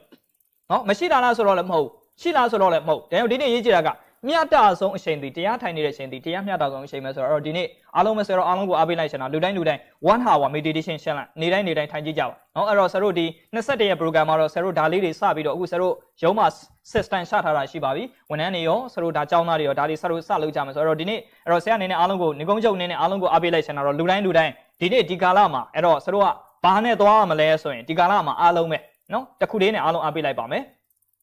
အဲ့တော့ power of momentumနောက်အခုဆရာ power 30ပြောဖို့ရှိတဲ့အထက်မှာ power လေးတစ်ခုကိုဆရာတို့ယူပြီးတော့ပြောပါ power of momentum power of momentum ဆိုတဲ့သဘောက jump time ဒီကာလဒီခုံးမဲ့ချိန်ရောက်လာပြီအချိန်မရက်ပြီးတော့ခုံးမဲ့ချိန်ကိုရောက်လာပြီ momentum never stop ဥပမာလေရင်လေးတစ်ခုလေရင်မြန်ဘာကြောင့်လေပေါ်မှာပြန်နေနိုင်တယ်လဲဆိုရင် momentum အချိန်မရောလို့ပြန်နိုင်တာဟုတ်ပြီနော်လေရင်မြန်ဒီဆရာတို့ကပြန်နေတာဒီ तू ကအချိန်မရောလို့ပြန်နိုင်တာလေရင်မြန်ဆက်တက်လိုက်ကြည့်အောက်ကိုပြန်ကျဘလောက်ကြီးစရောကနေမှတဆင်သွားနေတဲ့လေရင်မြန်ဖြစ်ပါစေဆက်သေးသွားပြီဆိုရင်တော့အောက်ကိုထိုးချမှာပဲကြာချုံချင်းဆိုတာက momentum ရော့သွားလို့ကျသွားလို့ဒါကြောင့်ဒီနေ့ non stop ဘယ်သူမှမရက်နဲ့နော်ကောမစ်ဖြစ်လာလို့လည်းမရက်လိုက်နဲ့လှုပ်ဆက်ရှိတာလှုပ်နေမယ်လူသားတိုင်းမရက်ပါနဲ့ဆိုလို့ကျင်တာစီဝါရေးတွေလှုပ်လို့ရနေတော့လှုပ်နေပတ်စံရမယ်ရနောက်ဆုံးကုစုရတယ်လှုပ်ရမယ်ဆိုလို့ကျင်တာဒါကြောင့်ဒီနေ့ရေးကြည့်တာက momentum နဲ့ဆက်နေရမယ်နော်မရက်နဲ့နော်ရက်ရင်ကျပြီ ရဲရင်ကြမှာပဲဒါကြောင့်ဒီနေ့ရေးကြည့်တာက jump time ခုံရမယ့်အချိန်ဒါကြောင့်ဘလောက်ကြီးလေးလံတဲ့ပစ္စည်းတွေဖြစ်ပါစေဘလောက်လေးလံတဲ့ပစ္စည်းတွေဖြစ်ပါစေဆရာတို့အချိန်အဟုန်ထက်လိုက်ပြီဆိုရင်ပြန်နိုင်တယ်ခဲလုံးကြီးတောင်မှလေးလံတဲ့မြေတူဆွာကြီးတဲ့ပြစ်ပေါက်လိုက်တယ်ဆိုရင်အချိန်ပါသွားရင်အဲ့ခဲလုံးနဲ့ပြန်နိုင်တယ်လေအမြန်ကြီးဘလောက်လေးလေး momentum ကြီးလာရင်ကောင်းကင်ဘဝမှာပြန်နိုင်တယ်ဆရာတို့ဘလောက်ကြီးခက်ခဲချက်တဲ့ဖြစ်နေပါစေဒီကာလမှာလင်းမြန်တက်ကက်တော့ momentum ထက်အကုန်လုံးရအောင်ပြန်တတ်နိုင်ဘယ်သူမှမကြရှုံးနောက်ဒီနေ့ရေးကြည့်တာဆရာအားလုံးကိုအားပေးလိုက်ရှင်တာ power of momentum ဒီကာလမှာဆရာတို့ရအောင်ကြော်ဖြတ်ရမှာဒီ power of momentum အချိန်အဟုန်နဲ့ရအောင်ကြော်ဖြတ်အောင်မြင်သူတွေအားလုံးမှာရှိတယ်လေ momentum နဲ့အလုပ်လုပ်တာအဲ့ဒီအတွက်အောင်မြင်သူတွေပို့အောင်မြင်တာပို့အောင်မြင်တာဒါကြောင့်ဒီနေ့ရေးကြည့်တာလူသားတယောက်အရေးကြီးတယ်အောင်မြင်ခြင်းနဲ့ဆိုရင်စီးပွားရေးရောလူမှုရေးမှာရောမိမိရဲ့အလုပ်ငန်းခွင်မှာရောမိမိဘဝအောင်မြင်တိုးတက်ရေးမှာရောနောက်ဆုံးဘာသာတရားကျင့်ကြံရေးမှာရောတစ်ခုတည်းပဲရှိတယ် the power of momentum အချိန်အဟုန်နဲ့ရအောင်ပြန်အချိန်အဟုန်ထက်လိုက်ရင်အရာလုံးဖြစ်နိုင်အချိန်အဟုန်နဲ့အလုပ်လုပ်ရင်အရာလုံးအောင်မြင်နိုင်စွမ်းရှိတယ်ဒါကြောင့်ဒီနေ့ရေးကြည့်တာက jump time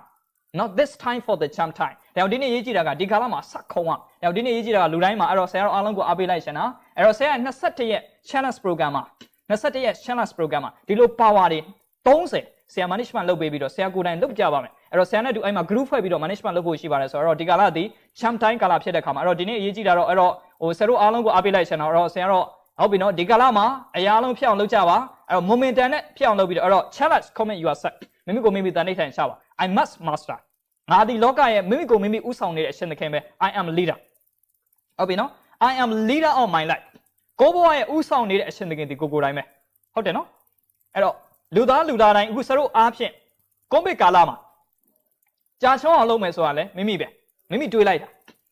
အချုံမပေးဘူးရအောင်လုပ်နေရလဲမိမိပဲစိတ်တက်ကြလိုက်တာလဲမိမိပဲအခုလိုမျိုးကြည့်ပြီးတော့စိတ်တက်ကြွလာတယ်မိမိပဲဒါကြောင့်ဒီကာလမှာ I must master of my life ဟုတ်ပြီနော် I am leader of my life ငါဘဝရဲ့အရှင်သခင်ဥဆောင်ခေါင်းဆောင်တို့ဒီငါပဲဟုတ်ပြီနော်ငါဒီငါဘဝအရှင်သခင်ဖြစ်ရဒါကြောင့်ဒီနေ့အရေးကြီးတာကကိုယ့်ရဲ့စိတ်ကိုနံပါတ်1အောင်နိုင်အောင်စချက်လန့်လို့ကိုယ့်ရဲ့စိတ်ကိုထားရနေဆရာသွားစခိုင်းနိုင်အောင်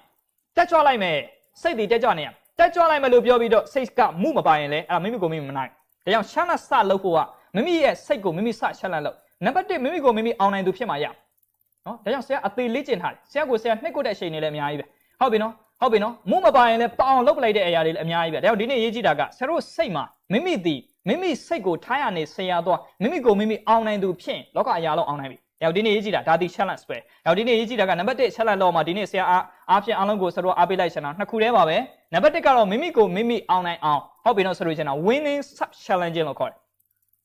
်မိမိကိုမိမိအောင်နိုင်အောင်စတင်ပြီးတော့ challenge လုပ်ပြီးတော့နိုင်အောင်တိုက်ပါမိမိကိုမိမိနိုင်မှမိမိရဲ့စိတ်တဲ့ကြနေအောင်စိတ်တဲ့တောင်ပြန်လုပ်လို့ရတယ်ဟုတ်ပြီနော်စိတ်မပိုင်ရင်တော့စိတ်ပအောင်လုပ်လို့ရတယ်အရှုံးတွေကိုတော့မှအနိုင်စိတ်နဲ့ကြော်ဖြတ်လို့ရတယ်ဆိုလိုချင်တဲ့ဘက်ကနော်ဒါကြောင့်ဒီနေ့ရေးကြည့်တာနံပါတ်1မိမိကိုမိမိအောင်နိုင်အောင်ဆရာတို့က challenge လုပ်ပါပြီးတော့မှရေးကြည့်တာကဆရာတို့ဘာလဲဆို winning other challenging အဲ့ဒါပြီးတော့မှကျန်တဲ့အပြင်လောကကိုရအောင်ဖြစ်အောင်လုပ်မယ်ဆိုတဲ့စိတ်နဲ့လုပ်ပြီးတော့ဆရာတို့သွားတယ်ဆိုတော့လူတိုင်းအောင်မြင်မယ်လို့ဆရာတို့အားပေးတဲ့ခါမှာ okay အဲ့တော့ဒီနေ့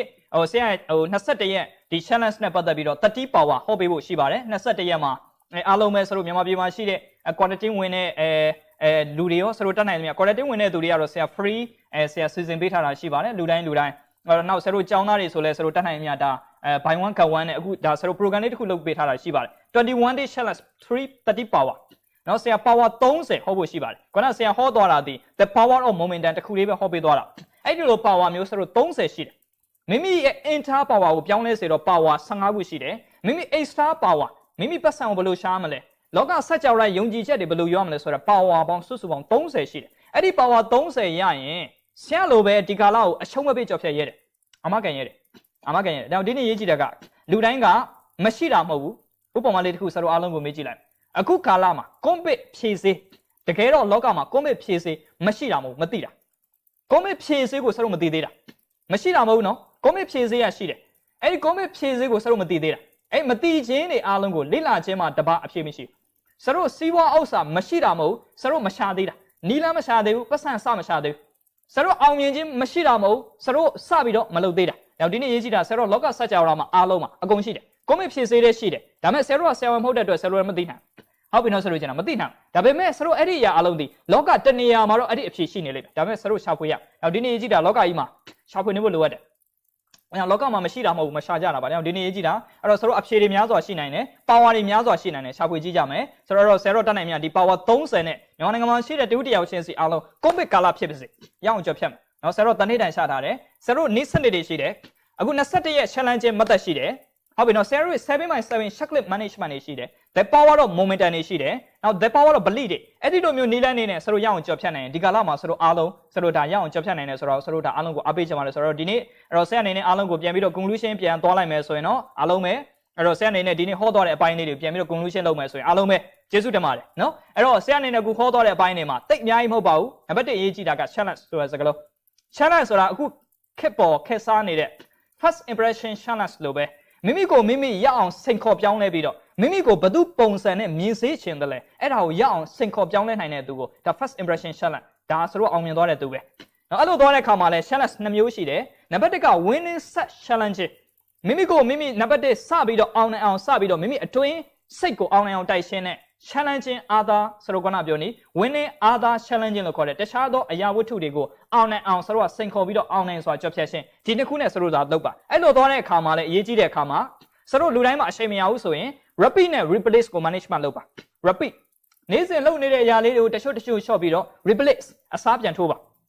ဟုတ်ပြီနော်ဒီ method နဲ့ဆိုတော့လိုချင်တဲ့ result တွေကိုရအောင်လုပ်ပါအဲ့လိုသွားတဲ့အခါမှာလည်းအရေးကြီးတယ်9ချက်ပဲရှိပါနော်ဆိုတော့ဘောမှာမဖြစ်မနေလုပ်ရင်9ချက်ပဲရှိတယ်လေးလာတင်မှုရှိရမယ်အခုလိုမျိုးလူမှုရေးနဲ့ပတ်သက်ပြီးတော့လူမှုအများကိုလည်း give sign နေရမယ်ဒီကာလမှာအားပေးနေရမယ်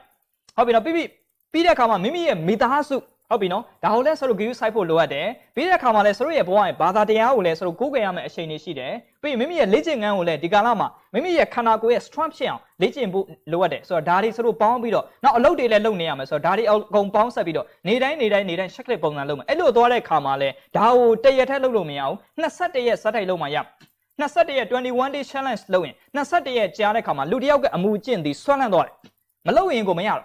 မလုပ်ရင်ကိုမနေနိုင်တော့တဲ့အရှင်တွေဖြစ်သွားတဲ့ခါမှာ21ရက်စက်တိုက်လုပ်ပြီးတော့သွားမယ်အဲ့လိုသွားတဲ့ခါမှာလဲဆိုတော့ဘာလိုအပ်တယ်လဲလို့ပြောရင်ခုနဆိုတော့ the power of momentum လို့တယ်အချိန်ဟုန်နဲ့သွားဖို့လိုအပ်တယ်တရက်ရလာရင်တရက်ကအချိန်ဟုန်ရအောင်ယူမယ်ယူပြီးတော့ဆိုတော့အချိန်ဟုန်နဲ့ရအောင်ဆိုတော့သွားမယ်ဆိုတော့ဒီပုံစံနဲ့ဆိုတော့ရအောင်ကြော်ဖြတ်မယ်နောက်ဆုံးတော့ရေးကြည့်တယ်ဆရာအဓိကဒီနေ့အနှစ်သာရပေးချင်တာကနေ့စဉ်မှာကုစုပညာဥစ္စာလို့ခေါ်တဲ့30ရအောင်ရှာဖို့လိုအပ်တယ်အဲ့တော့ဒီကာလမှာဥစ္စာစီးပွားရှာလို့မရရင်တော့မှဒီကာလမှာဆိုတော့ဘာရှာမလဲဆိုပညာရှာမယ်ပြီးတဲ့အခါမှာဆိုတော့ဒီကာလမှာဆိုတော့ဘာရှာမလဲဆိုရင်မိမိရဲ့ကုစုလို့ခေါ်တဲ့ကောင်းမှုတွေဆိုတော့ဒါရှာဖွေပြီးတော့ဒီကာလကိုအောင်နိုင်အောင်ဆိုတော့ဒါကြော်ဖြတ်သွားနိုင်တော့ဖြင့်မြန်မာနိုင်ငံမှာရှိတဲ့သူတိုင်းအားလုံးကဒါအောင်မြင်နိုင်မယ်ဆိုတော့ဒီနေ့အားလုံးကိုဆရာအားပေးလိုက်ပါတယ်ဆိုတော့နောက်ဆရာအားပေးချက်တွေကိုဒီနေ့မသိတဲ့သူတွေအားလုံးဆိုတော့ဒါနည်းနည်းသိအောင်ဆိုတော့ TV ရလည်းထုတ်လွှင့်ပေးနေတာရှိပါတယ်အဲ့တော့ဆရာအပတ်စဉ် YTV ကနေမှတက်ဆင်ဆရာစနေတိုင်းနောက်စနေ12နာရီခွဲမှာ YTV ကနေမှတက်ဆင်ဆရာ live winning management program မှာခုနကဆရာတို့ပြောတဲ့8ချက်ဘဝရဲ့စိတ်ပိုင်း8ချက်ဖြစ်တဲ့ပတ်စံရှာနည်းဟုတ်ပြီနော်ပြီးရင်အလုံးလုံးနည်းလူမှုဆက်သွယ်လုံးနည်းလေးလာတင်ယူနည်းပြီးတဲ့အခါမှာမိမိရဲ့ကျမ်းမာရေးစီမံနည်းမိသားစုကိုဆရာတို့ကနေမှတက်ဆင်ချက်ချင်းမြတ်တာဂရုစိုက်နည်းပြီးရင်ဘာသာတရားကျင့်ကြံနည်းပြီးတဲ့အခါမှာမိမိရဲ့ပျော်ရွှင်စွာနေထိုင်နည်းစတဲ့8ချက်ကို live winning management ခေါင်းစဉ်ဖြင့်ဟုတ်ပြီနော်ဘဝတစ်လုံးစာအဲ့ဒီမှာအသက်ဘယ်လောက်ရရင်အသက်ဘယ်လောက်ကြာလာရင်ဘယ်လို management လုပ်မှာအသက်ဘယ်ရွယ်မှာဘယ်လိုစီမံသင့်တယ်ဆိုတော့ဆရာတို့ရဲ့ life planner တွေအကုန်လုံးကိုဆရာအဲ့မှာမချွေးမချမ်းဆရာတို့ဒီ YTV မှာတဆင့်မြန်မာနိုင်ငံမှာရှိတဲ့ပြည်သူတဦးတယောက်ချင်းစီအားလုံးနဲ့ပတ်သက်ပြီးတော့အဲ့တော့အပတ်စဉ်စနေနေ့12နာရီခွဲအချိန်တိုင်းမှာဆရာထုတ်လွှင့်ပေးနေတာရှိတဲ့အခါမှာအားလုံး YTV ကိုလည်းဆရာတို့ဒါကြည့်ရှုနိုင်ပါကြောင်းဆရာတို့ဒါအားလုံးကိုအားပေးမြဲအဲ့တော့ဒီကာလမှာတော့ let's challenge together ဆရာစနဲ့အတူအားလုံးပဲဆရာတို့ဒီကာလကိုအထူးထူးရင်ဆိုင်စတင်ပြီးတော့ကြော်ဖြတ်လာနော်အဲ့တော့အားလုံးပဲဆရာတို့မလုပ်ဖြစ်ရင်ဆရာစင်အဲ့ program ရှိပါတယ်ဆရာစင် program ကို join လိုက်ပါအဲ့ဒီ join လိုက်တဲ့အချိန်မှာဆရာနဲ့အတူတူ21ရက်လုပ်မှာဖြစ်ပါတယ်ဆရာတို့ဝန်ထမ်းတွေပါမယ်နောက်ဆရာတို့ဆရာဆရာမတွေပါမယ်နောက်ဆရာတို့ရဲ့ group leader တွေပါမယ်နောက်ဆရာတို့ရဲ့ brand ambassador တွေပါမယ်အကုန်လုံးပေါ့ဆရာရဲ့ပတ်ဝန်းကျင်အနည်းဆုံးမှာရှိတဲ့သူတွေအားလုံး21ရက်ကိုရအောင်ပြောင်းပြီးတော့တရားထိုင်တာတွေပါမယ်အခုလိုလေ့ကျင့်ခန်းလုပ်နည်းတွေပါမယ်ဆရာမဒေါက်တာငင်းရဲ့ကျမ်းမာရေးနဲ့စောင့်ရှောက်နည်းတွေပါမယ်ဆရာ21ရက်ဆရာရဲ့ပတ်ဝန်းကျင်လေးကိုတော့ဆရာရအောင်ဒါ21ရက်အကြာစီမံသွားမယ်လို့ဆရာဒါအားလုံးကိုဒါသတင်းကောက်ပေးဖြစ်မကြခင်မှာဆရာတို့အားလုံးနဲ့ပြန်ပြီးတော့ဆုံပါမယ်အဲ့တော့ဆရာရဲ့အစီအစဉ်ပွဲမှာတက်ရောက်ရှင်တဲ့သူတွေအားလုံးကလည်းကျေးဇူးပြုပြီးတော့ဆရာတို့ comment မှာမိမိဟုတ်ပြီနော်ပွဲတက်ရှင်တဲ့အကြောင်းလေးနောက်ပြီးတဲ့အခါမှာဆရာရဲ့ program 21ရက် program မှာပါဝင်ခြင်းတဲ့အကြောင်းလေးရေးပေးထားပါဆရာ30 power ဟောပေးဖို့ရှိပါတယ်အဲ့ဒီမှာဆရာနဲ့အတူအားလုံးပဲနောက်တစ်ပတ်မှာ29ရက်နေ့စမှာဆိုတဲ့အခါမှာနောက်တစ်ပတ်မှာဆရာတို့နဲ့အားလုံးနဲ့ပြန်ပြီးတော့ဆုံကြမယ်ဆိုတော့အားလုံးပဲအဲ့တော့ဒီတစ်ပတ်အချိန်ပေးတဲ့အတွက်ကျေးဇူးအများကြီးတင်ပါတယ်အားလုံးပဲအဲ့တော့ compare second week ဖြစ်လာပေမဲ့ဆရာတို့မပြောင်းလဲရင်ဘယ်မှဆရာတို့ပြောင်းလဲပေးလို့မရပါဘူးနော်တည်တက်နေတဲ့ကြောက်ဆောင်ကြီးတွေဖြစ်နေတယ်ဆိုရင်ဘလောက်ကြီးမှုန်တိုင်းတွေဖြစ်နေပါစေဆရာတို့တော့မတုံ့နှုတ်ပါဘူး။နောက်ဒီနေ့ရေးကြည့်တာကမြည်သည့်အခက်ခဲဖြစ်လာသည်ဖြစ်စေမြည်သည့်ဒုက္ခတွေတွေ့လာသည်ဖြစ်စေဆရာတို့ကိုကြက်ခံအောင်လုပ်ထားမိမိကိုမိမိကြက်ခံအောင်မိမိကိုမိမိဆက်ဝင်းနေမိမိကိုမိမိအောင်နေအောင်လေ့ကျင့်ထားပါမိမိကိုမိမိအောင်နေအောင်ကြက်ခံအောင်စီမံထားမယ်ဆိုရင်မြည်သည့်လောကရဲ့အပြည့်အနေအရာတွေအားလုံးဆရာတို့မလှမ်းမှုနိုင်တဲ့အခါမှာဒါကြောင့်ဒီနေ့ ဆရာစင်းအတွေးခေါ်တော့လူတိုင်းအားလုံးဟုတ်ပြီနော် challenge လို့ပြောရင်တခြားသူကို challenge သွားလုပ်ဖို့ပြောတာမဟုတ်ပါဘူးမိမိကိုမိမိ challenge လုပ်ဖို့ပြောတာပါမိမိရဲ့အပြင်းတွေကိုကြော်ဖြတ်ပြီးတော့ဖြစ်အောင်လုပ်မယ်ဆိုတဲ့အရာတွေနဲ့ challenge ကိုလုပ်ပြီးတော့ရအောင်ပြောင်းလဲမယ်ဆိုတဲ့စိတ်နဲ့မိမိကိုမိမိစပြီးတော့ပြောင်းလဲပြီးတော့ဒါဆိုလို့ဒီကာလကိုအကောင်းဆုံးကြော်ဖြတ်နိုင်သူတွေဆိုလို့ဖြတ်နိုင်ကြပါစေအားလုံးအားပေးရင်ဖြင့်အဲ့တော့ဆရာအနေနဲ့မြန်မာပြည်သူပြည်သားတဦးတယောက်ရှင်းစီအားလုံးအဲ့တော့စကန်းဝေဖြစ်လာဘေမဲ့အားလုံး21ရက်ဒီလိုမျိုးဆိုတော့ challenge လုပ်ပြီးတော့စီမံနည်းနဲ့သူအားလုံးပဲမိမိဟုတ်ပြီနော်ဒီဟုတ်ပြီနော်ကွန်ပကက်စကန်းဝေကိုအားလုံးပဲအောင်နိုင်စွာဖြတ်တန်းနိုင်သူတွေအောင်မြင်စွာကြော်ဖြတ်နိုင်သောတကယ့်ကို challenge winningအောင်နိုင်သူတွေဆိုလို့ဖြစ်နိုင်ပါစေအားလုံးကိုအားပေးရင်ဖြင့်နေကုန်းချုပ်ဝင်ပြပါမကြာခင်ဆရာရဲ့ Q&A session မှာဆရာရဲ့မေးခွန်းအဖြေကဏ္ဍမှာအားလုံးနဲ့ဆိုလို့ပြန်ပြီးတော့ဆောင်မှာဖြစ်ပါတယ်အားလုံးကျေးဇူးထူးတင်ရှိပါတယ် Thank you very much Thank you ပါကျေးဇူးတင်ပါတယ် Thank you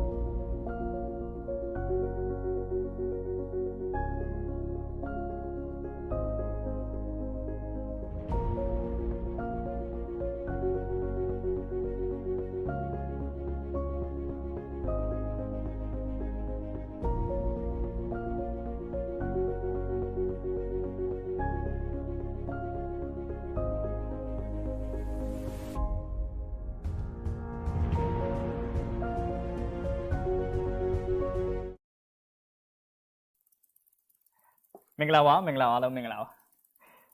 မိကွန်းလေးတွေသဘောကျတယ်နော်မိကွန်းတွေသဘောကျတယ်ဆိုတော့အားလုံးကျေးဇူးတင်ပါတယ်အဲ့တော့ challenge လုပ်ဖို့ နော်အချိန်ဆိုတော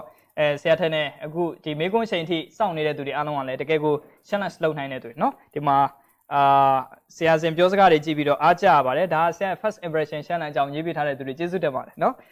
်ပြီးရင်ဆရာဒီမှာစိတ်တက်ခွန်ကပေးစွမ်းနိုင်သူပါတဲ့ကျေးဇူးတင်ပါတယ်နော်ကျေးဇူးတင်ပါတယ်ဆရာမတို့โอเคအဲ့တော့မေကွန်းလေးတွေဆိုလို့စပြီးတော့ဖြည့်ပေးပါနော်ညီနန်း type မေးထားတဲ့မေကွန်းနော်ညီနန်း type မေးထားတဲ့မေကွန်းမင်္ဂလာပါဆရာတဲ့မင်္ဂလာပါနော်မင်္ဂလာပါလူများစုက same action ကိုလုပ်နေပြီးတော့ different result ကိုလိုချင်ကြတယ်ဟုတ်ပြီနော်အဲ့တော့ပြောင်းလဲမှုလိုလားသူအနေနဲ့ဘယ်လို challenge ယူမလဲလက်ညှိုးပေးပါအောင်ဆရာသိကောင်းတယ်မေးထားတဲ့မေကွန်းမှာပဲအဖြေကပါနေတယ်နော်အဲ့တော့ same action လုပ်ပြီးတော့တဲ့different result ကိုလိုချင်နေကြတယ်ဆိုတော့အဲ့တော့အဲ့မေကွန်းလေးကိုပဲဆရာနေမှာတစ်စင်ပြန်ပြီးတော့လေအဲ့ same ဟုတ်ပြီနော်ဆိုလို့ချင်း action မှာပဲဟုတ်ပြီနော်ဆိုလို့ချင်းတဲ့ဘက်ကဟုတ်ပြီနော် same action ပေါ့အဲ့ same action နေရာမှာ change action ကိုပြောင်းလိုက်ရင်အဲ့ဒီမှာ reset ကလည်းပဲဘာဖြစ်လဲဆိုရင် change reset ကြားလက်ကလည်းပြောင်းသွားလိမ့်မယ်ဒါကြောင့် same action same reset တဲ့အတူညီလောက်သမျှကာလပတ်လုံးတူညီတဲ့ reset ကိုပဲရစေမယ်မတူညီစွာလောက်နိုင်ဘာမှမတူညီတဲ့ရလက်ကထွက်လာမယ်နော်ဆရာခံယူထားတဲ့အားတော့တစ်ခုပဲ same action same reset change reset change action change reset ဒါကြောင့်ဒီနေ့ရေးကြည့်တာကနှစ်ခုရအောင်ပြောင်းလဲလို့ရလက်ပြောင်းရင်လုပ်ရက်ကိုပြောင်းမှရမယ်နော်စိုက်ထားတဲ့အသီးကပန်းသီးစိုက်သမျှကာလပတ်လုံးပန်းပင်ခုနပန်းသီးပင်စိုက်သမျှကာလပတ်လုံးပန်းသီးပင်ပဲရမှာပေါ့အဲ့တော့ဆရာကဥပမာအဖြစ်လိမ္မော်သီးပင်စားကြတယ်ဆိုရင်ဒီကာလမှာစပြီးတော့လိမ္မော်ပင်စပြောင်းပြီးတော့စိုက်တော့မှအဲ့ဒီမှာလိမ္မော်သီးကတီးလာတယ်ဒါကြောင့်ဒီနေ့ရေးကြည့်တာအပြောင်းလဲလုပ်ရမယ်ဆရာလည်းဒီကာလမှာနေယူတော့မယ်အကုန်ပြောင်းလဲလုပ်လေရမယ်ဒါကြောင့်လူတိုင်းကိုအဲ့လိုပြောင်းလဲလုပ်ရင်ကိုယ့်ရဲ့အတွေ့အကြုံအဟောင်းတွေကိုသိပ်ယူလို့မရတော့အတွေ့အကြုံသစ်ကိုရအောင်ရှာမယ်ဦးဆရာတို့အတွေ့အကြုံသစ်ပဲအရင်တော့ဆရာတို့စာသင်တယ်ဘယ်ကနေစာသင်လဲဆရာ MBS ဆိုင်အခုအခန်းကိုရောက်မှဆရာတို့ကစာသင်လို့ရဒါပေမဲ့ဒီကာလမှာအခုလို online ကနေမှတဆင်ဒါဆရာအားလုံးကိုစာသင်ပေးနေတာပဲအားလုံးကိုဆရာဟောပြောပေးနေတာအရင်တော့ဒီလိုမျိုးဟောပြောပွဲဆို UFCCI မှာအဲ့မှာလူပေါင်း4-500ဖိတ်ပြီးတော့မှဆရာတို့ပွဲတွေ350အကုန်ခံပြီးတော့ဟောရတယ်ဒီကာလမှာအခုကြာတော့ဆရာတို့ကဒါ online ကနေမှတဆင်အခုလိုမျိုးဟောပေးတယ်လူပေါင်းတစ်ပတ်ဆိုရင်လူပေါင်း2000ခွဲအခုလိုဟောနိုင်တယ်အဲ့တော့ဆိုရတဲ့သဘောကဆရာတို့ကဘာလုပ်ရလဲဆိုရင် chain activity လုပ်ရတယ်ဒါမှ chain reset လိုချင်တဲ့ရလဒ်တွေကပြောင်းလဲမှာဆိုတော့ဒါကြောင့်လူတိုင်းကလေ chain reset ရခြင်း chain activity စလုပ်လိုက်အဲ့ဒါမှဆရာတို့ကရမယ်ဆိုတော့အဲ့တော့ကိုကဆရာတို့အဲ့လိုသွားတဲ့ခါမှာလဲ challenge လုပ်ပြီးဆိုရင် chain ပလိုက်နော်မနက်ပိုင်းအိယာထားတဲ့ခါမှာဥပမာပုံမှန်အဖြစ်နောက်ကျမှထားတယ်ဆိုရင်စောထားကြည့်မယ် chain တာပေါ့နော်ညာဘက်မှာ Facebook သုံးတယ်ဆိုရင် Facebook သုံးမယ်အစားတရားထိုင်ကြည့်လိုက်မယ် activity တွေ chain ပလိုက်မယ်ဟုတ်တယ်နော်အရင်တော့လေ့ကျင့်ခန်းမလုပ်ဖဲနဲ့ရေရှိုးတယ်အခုကတော့လေ့ကျင့်ခန်း15မိနစ်လောက်လုပ်မယ်တတ်နိုင်သမျှလေ့ကျင့်ခန်းတွေလုပ်ပြီးတော့မှဟုတ်ပြီနော်အဆုတ်တွေပါတွေဒီမှာတန်ရှင်းအောင်ဟုတ်ပြီနော်အသက်ရှူလေ့ကျင့်ခန်းတွေပါလုပ်ပြီးတော့မှဆိုတော့ဘာလုပ်မလဲရေရှိုးကြမယ်အဲ့တော့အကုန်လုံးရအောင်ရှိဒါဆိုရင်ကိုယ်ကရအောင်ပြောင်းလဲပြီဒါတော့ဒီနေ့ရေးကြည့်တာအဲ့ဒါ challenge ပဲအဲ့တော့ပြောင်းလဲပြီဆိုတဲ့ challenge ပါလာပြီဒါတော့ဒီနေ့ရေးကြည့်တာကဆိုတော့ဒါတတ်နိုင်မြဆရာပြောသလိုပါပဲတကယ်တော့ challenge မဟုတ်ပါဘူး chance အခွင့်အလမ်းဆရာအားလုံးအတွက်ပေးတာမိမိမှာအသက်ရှည်ဖို့အားလုံးနဲ့ပတ်သက်ပြီးတော့မှဟုတ်ပြီနော်မိမိအခွင့်အလမ်းခွင့်ရေးတွေပိုင်ဆိုင်ဖို့ဆိုရင်ဆရာအခုပြောတဲ့ challenge လုံးကြီးကိုရအောင်လုပ်ပါဒါဆိုရင်တော့သိကြတဲ့လိုချင်တဲ့ပြောင်းလဲတဲ့ရလဒ်တွေနောက်တစ်လမှာနောက်တစ်နှစ်မှာနောက်10နှစ်မှာအားလုံးဆရာတို့ပိုင်ဆိုင်လိမ့်မယ်လို့ဆရာတို့ဒါအားလုံးကိုညီနှထိုက်မေးတဲ့မေးခွန်းလေးနဲ့အားလုံးတက်ကောဆရာအားလုံးကိုဒါဖြည့်ပေးလိုက်ပါเนาะအားလုံးကျေးဇူးတင်ပါเนาะ thank you okay နောက်မေးခွန်းလေးတစ်ခုเนาะနောက်မေးခွန်းလေးတစ်ခုကောင်းတယ်ဦးထန်းစွန်ဖြိုးတယ်เนาะဟုတ်ပြီเนาะဟိုပါပေါ့เนาะနာမည်ကတော့နာမည်တစ်မျိုးပဲเนาะကောင်းတယ်သိကောင်းတယ်အဲ့တော့ဆရာတဲ့ compit ကျောင်းနဲ့ကျွန်တော်ရဲ့ငယ်ကလေးကအိမ်မက်ခဲ့ရတဲ့ passion လေးတစ်ခုဆုံးရှုံးသွားပြီတဲ့ second passion ကိုဘယ်လိုရှားမလဲတဲ့မြင်ကွင်းကြဲကြဲနဲ့ဘာတွေလိုရမလဲဘာတွေလှုပ်ဆောင်မလဲဆရာသိကောင်းတယ်ဟုတ်ပြီနော် passion ပျောက်သွားတယ်ဒါနဲ့ပတ်သက်ပြီးဆရာလည်းအားလုံးပြောချင်တယ်နော် passion ကလူတိုင်းမှာပြောင်းလဲတတ်တယ် passion ကပြောင်းလဲတတ်တယ်ဂျမ်းမာကိုဆရာလေ့လာကြည့်မိတယ်ဂျမ်းမာကသူဖြစ်ရှင်တာတဲ့ policeman နဲ့ရဲသားတဲ့မလားဖြစ်လာတာအခုကစီးပွားရေးလုပ်ငန်းရှင်နော်အရင်တော့ရှောက်ခဲ့တာ KFC မှာအလုပ်ရှောက်ခဲ့တာအခုဖြစ်နေတာ CEO ဖြစ်နေတာအဲ့တော့ဖြစ်ရှင်တဲ့ passion ကတော့အချိန်နဲ့အချိန်ကမူတည်ပြီးတော့ပြောင်းလဲတတ်တယ်ဆရာလည်းစင်ကူမှာသွားတော့အဲ့ခက်ကစင်ကူမှာဒီ architect တို့ဘာလို့ခက်စားတယ်အဲ့တော့ကို architect ဖြစ်ရှင်တယ်လို့ပဲပုံဆွဲတာလေဝါသနာသိပ်ပါအဲ့တော့ပုံလေးတွေဆွဲနေတာကိုပျော်ရွှင်နေမှတ်တယ်တကယ်တော့ကိုခုဖြစ်နေတာကျောင်းဆရာဘာမှမဆိုင်ဒါကြောင့်ဒီနေ့ရေးကြည့်တာဆိုတော့အားလုံးကိုအားပေးချင်တာကလူတိုင်းမှာ passion ကအချိန်နဲ့အချိန်ကပေါ်မူတည်ပြီးတော့ပြောင်းလဲတတ်တယ်ဟုတ်ပြီနော်ပြောင်းလဲတတ်တယ်နော်ဆိုလို့ရနော်ဒီနေ့ရေးကြည့်တာကလူတိုင်းကမိမိရဲ့အချိန်နဲ့အချိန်ခါကိုလိုက်ပြီးတော့ကို passion ပြောင်းလဲအောင်လုပ်လို့ရ passion အဲ့တော့ဆရာဥပမာအဖြစ်စဉ်းစားကြည့်လိုက်နော်ဟိုကျင်းညီအောင်လို့ပေါ့ကိုယ့်ရဲ့ပတ်ဝန်းကျင်နဲ့လည်းသိဆိုင်ကိုပတ်ဝန်းကျင်နဲ့လည်းသိဆိုင်ပတ်ဝန်းကျင်ကဥပမာဆရာလောကကိုရောက်လာတဲ့သူကနေ့စဉ်ဆရာစာသင်တာတွေဖြစ်တော့ तू ကဒီဘက်ကိုဘာဖြစ်လာလဲဆိုရင် ဖြစ်ပါလာစာသင်ခြင်းနဲ့စိတ်တွေပို့ပေါ်လာနော်တက်နိုင်တယ်မြကိုကလည်းတက်နိုင်မြစာသင်ဖို့တိုင်တွန်းလိုက်အဲ့လိုဖြစ်တယ်ဥပမာစာသင်တဲ့ passion ဖြစ်သွားအဲ့လိုပဲကိုကနေမှတစ်ဆင့်စီးပွားရေးဆိုရင်စီးပွားရေးလုပ်ငန်းရှင်နဲ့ပေါင်းကြည့်စီးပွားရေးလုပ်ငန်းရှင်နဲ့ပေါင်းတဲ့အခါအဲ့လိုကစီးပွားရေးသမားဖြစ်ကိုဖြစ်တယ်ဒါသဘာဝတရားဒါမှမဟုတ်နိုင်ငံရေးသမားဖြစ်ခြင်းနိုင်ငံရေးအစာလေးပဲနည်းနည်းရှိပိုးလေးပေါ့အဲ့ဒီပိုးလေးကိုအရှိခံပြီးတော့နိုင်ငံရေးသမားနဲ့သွားပေါင်းကြည့်နောက်ဆုံးတော့နိုင်ငံရေးလှုပ်ရှင်တဲ့စိတ်ကိုဖြစ်သွားအဲ့ဒါပေါ့ဒါကြောင့်ဒီနေ့ရေးကြည့်တာက passion ဆိုတာကအကြီးမားကြီးတော့မဟုတ်ကိုရှိတဲ့ passion လေးတစ်ခုကိုအစာပြုကြည့်ဘယ်ခန္ဓာကဝင်မလဲအဲ့ဘယ်ပတ်ဝန်းကျင်ကိုဆိုတော့ရအောင်သွားမယ်အဲ့ဒီပတ်ဝန်းကျင်ကတင့်ကိုပြောင်းလဲပေးနိုင်ဆိုလို့ကျန်အဲ့တော့ဒီနေ့ရေးကြည့်တာကလူတိုင်းတော့ passion ဆိုတော့အားလုံးကိုမိမိရဲ့ passion အောင်မြင်ခြင်းနဲ့ဆိုရင်ဆိုတော့အမြင်ကျဲပါတွေအဲ့ဒါတွေကဆိုတော့ဒါနောက်မှလေ့လာမှအရေးကြီးတာပတ်ဝန်းကျင်ကကိုယ့်ရဲ့ passion ကိုအကောင်းလဲဆုံးအကြီးဆုံးပြောင်းလဲပေးနိုင်တာတော့ဆရာမြင်ခဲ့တာတော့ပတ်ဝန်းကျင်ပေါ့เนาะဒါကြောင့်ဒီနေ့ရေးကြည့်တာကိုယ့်ဘယ်ပတ်ဝန်းကျင်ဘယ်ပုဂ္ဂိုလ်ရဲ့လွှမ်းမိုးခြင်းနဲ့ဘယ်ပုဂ္ဂိုလ်ရဲ့ inspiration နဲ့ဆိုတော့ဒါသွားတယ်လေဒါဆိုရင်တော့အဲ့လူဒီတေချာလဲဆိုတော့ဒါသွားမယ်တေချာနဲ့ဒီကာလမှာpassion ပြောင်းလဲခြင်းဥပမာအဖြစ်ဆရာတော်တွေနဲ့များနေတာဆိုရင်ဘုန်းကြီးဝိရှင်နဲ့ passion ဖြစ်လာလိမ့်မယ်ဆိုလို့ကျန်အဲ့တော့ဒီနေ့ရေးကြည့်တာကိုတကယ် passion ဖြစ်ရှင်တဲ့အရာဆိုတော့ကိုအနည်းဆုံးမှာရှိတဲ့သူနဲ့ပဲနောက်ဆုံးအဲ့လိုပဲเนาะမကောင်းတဲ့ဘက်ကပြန်ကြည့်ရင်လည်းပဲအရက်အများတန်းတောက်တဲ့သူနဲ့သာပေါင်းတေချာလဲကိုလည်း BR တွေတောက်အရက်တွေတောက်ပြီးတော့ပဲ passion ကပြောင်းလဲသွားမှာဆိုတော့ဒီနေ့ရေးကြည့်တာပတ်ဝန်းကျင်ကောင်းရအောင်လုပ်ပါเนาะအဲ့တော့ဘယ် passion ဆိုတာထက်ဆိုင်ဆရာတော်ပတ်ဝန်းကျင်ကောင်းတစ်ခုတည်သင်ကိုပြောင်းလဲပေးနိုင်ဆိုရင်ရှိပါတယ်ဘလောက်ကြီး music ကောင်းနေပါစေပတ်ဝန်းကျင်ရဲ့ရေမြေလေးအထောက်ပံ့မပိုင်အဲ့ဒီ music လည်းသေးတာပဲဘလောက်ကြီး passion ကောင်းနေပါစေပတ်ဝန်းကျင်ရဲ့ရေမြေလေးအထောက်ပံ့ဆရာသမားတွေရဲ့အားပေးမှုဟုတ်ပြီနော်လက်တွဲခေါ်ယူမှုမိတ်ဆွေတွေရဲ့အားပေးထောက်ခံမှုအားပေးမှုဟုတ်ပြီနော်အားလုံးပတ်ဝန်းကျင်အသိမှတ်ပြုလာမှုအဲ့ဒီအရာတွေအားလုံးပေါင်းမှအဲ့ဒီအပင်ရှင်သန်တယ်လို့ပေါ့အဲ့ဒီပုံကိုလည်းရှင်သန်တယ်ဒါကြောင့်ဒီနေ့ရေးကြည့်တာကလူတိုင်းအရေးကြီးတာတော့ဆိုတော့မိမိရဲ့ music ကောင်းရတယ်လို့မိမိရဲ့ပတ်ဝန်းကျင်ကောင်းအောင်လည်းရအောင်ရှာပါတို့မှသာလဲဆိုတော့ဒါပြောင်းလဲမယ်ဆိုတော့ဒါဆရာအားလုံးကိုဒါအကြံပေးပါနော်အားလုံးအောင်မြင်ပါကျေးဇူးတင်ပါတယ်နော်โอเคနောက်တစ်ယောက်နော်မေးထားတဲ့မေးခွန်းလေးစင်သူမေးထားတဲ့မေးခွန်းလေးနော်မင်္ဂလာပါဆရာအလုပ်တွေထဲမှာအများစုကအောင်မြင်တဲ့သူကိုရှေ့ကျူတာထက်ဝေဖန်တာများတယ်လူတိုင်းပဲဒါနော်လူတိုင်းကနော်အဲ့တော့တချို့ကလည်းအောင်မြင်တဲ့နေရာမှာဝေဖန်ရှိတယ်လို့ရှေ့ကျူတာလည်းရှိပါတယ်ဆရာတဲ့ဝေဖန်မှုရှိလာရင်စ조사ဖို့နဲ့ပတ်သက်ပြီးအင်အားတွေဆုတ်ယုတ်သွားတာမျိုးရှိတယ်တဲ့ဘလို့ဟာမျိုးဝေဖန်မှုတွေကိုကင်းအောင်လုပ်တင်ပါတယ်လဲဆရာအကြံပေးပါနော်အားလုံးကအားပေးလိုက်မယ်နော်စင်သူရောဒါအားလုံးပဲဆရာလောကဝင်လာတဲ့သူရောစီးပွားရေးလောကဝင်တဲ့သူရော celebrity အနုပညာလောကဝင်လာတဲ့သူမြည်သည့်ပုဂ္ဂိုလ်မဆိုအခုနိုင်ငံရေးလောကဝင်လာတဲ့သူမြည်သည့်ပုဂ္ဂိုလ်မဆိုလူတိုင်းမှာဝေဖန်ခြင်းမကင်းနောက်ဆုံးဆရာပြောမယ်မြတ်စွာဘုရားတော်ဝေဖန်ခြင်းမကင်းမြတ်စွာဘုရားစသာသနာပြုတော့အကုန်လုံးကဝေဖန်တာနော်အဲ့ခက်ကဘုရားမရှိဘူးလို့လည်းမြတ်စွာဘုရားမပြောဘူးရှိတယ်လို့လည်းမြတ်စွာဘုရားအဲ့တော့အကုန်လုံးကအဲ့ဒီခက်ကဟုတ်ပြီနော်တကယ်ဂုရုကြီးတွေကလည်းမြတ်စွာဘုရားဝေဖန်တာပဲ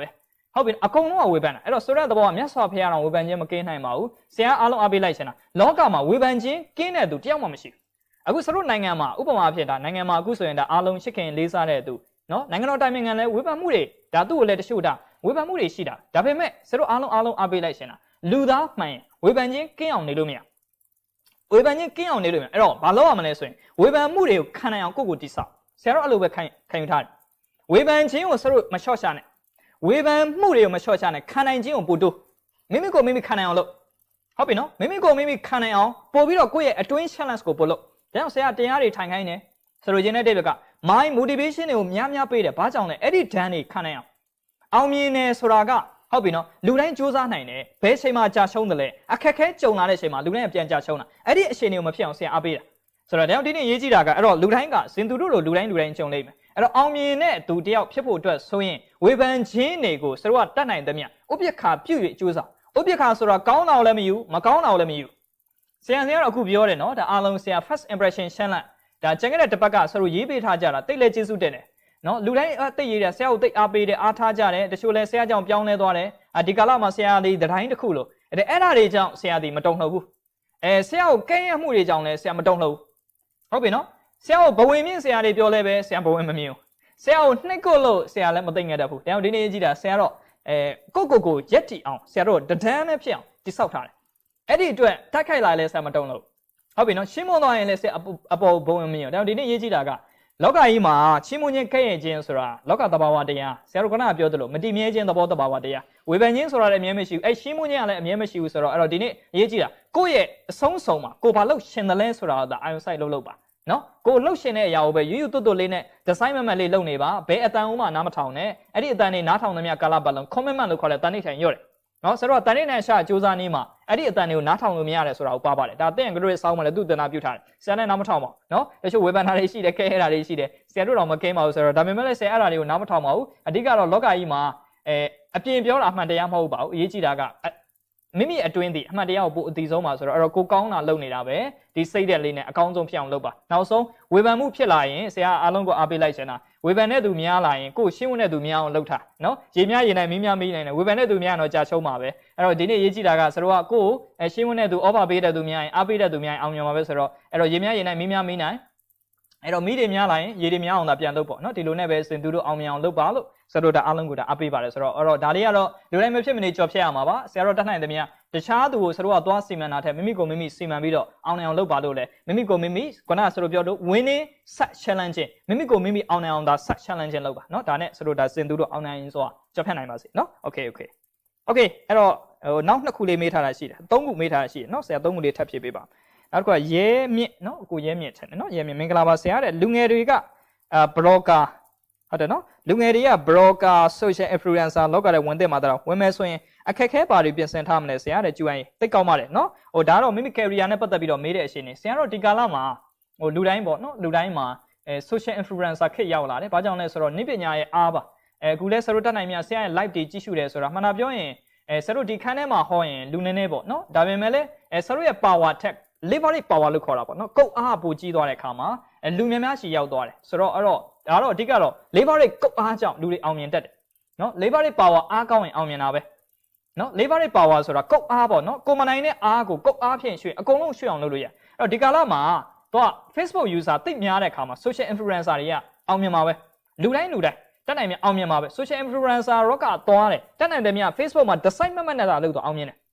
နော်အောင်မြင်တယ်အဲ့တော့သွားတဲ့အခါမှာအဲ့တော့ကိုကတက်နိုင်တယ်မြအဲ့တော့ကိုသွားခြင်းတဲ့အခါမှာဆိုတော့အမြဲတမ်းပြောတယ်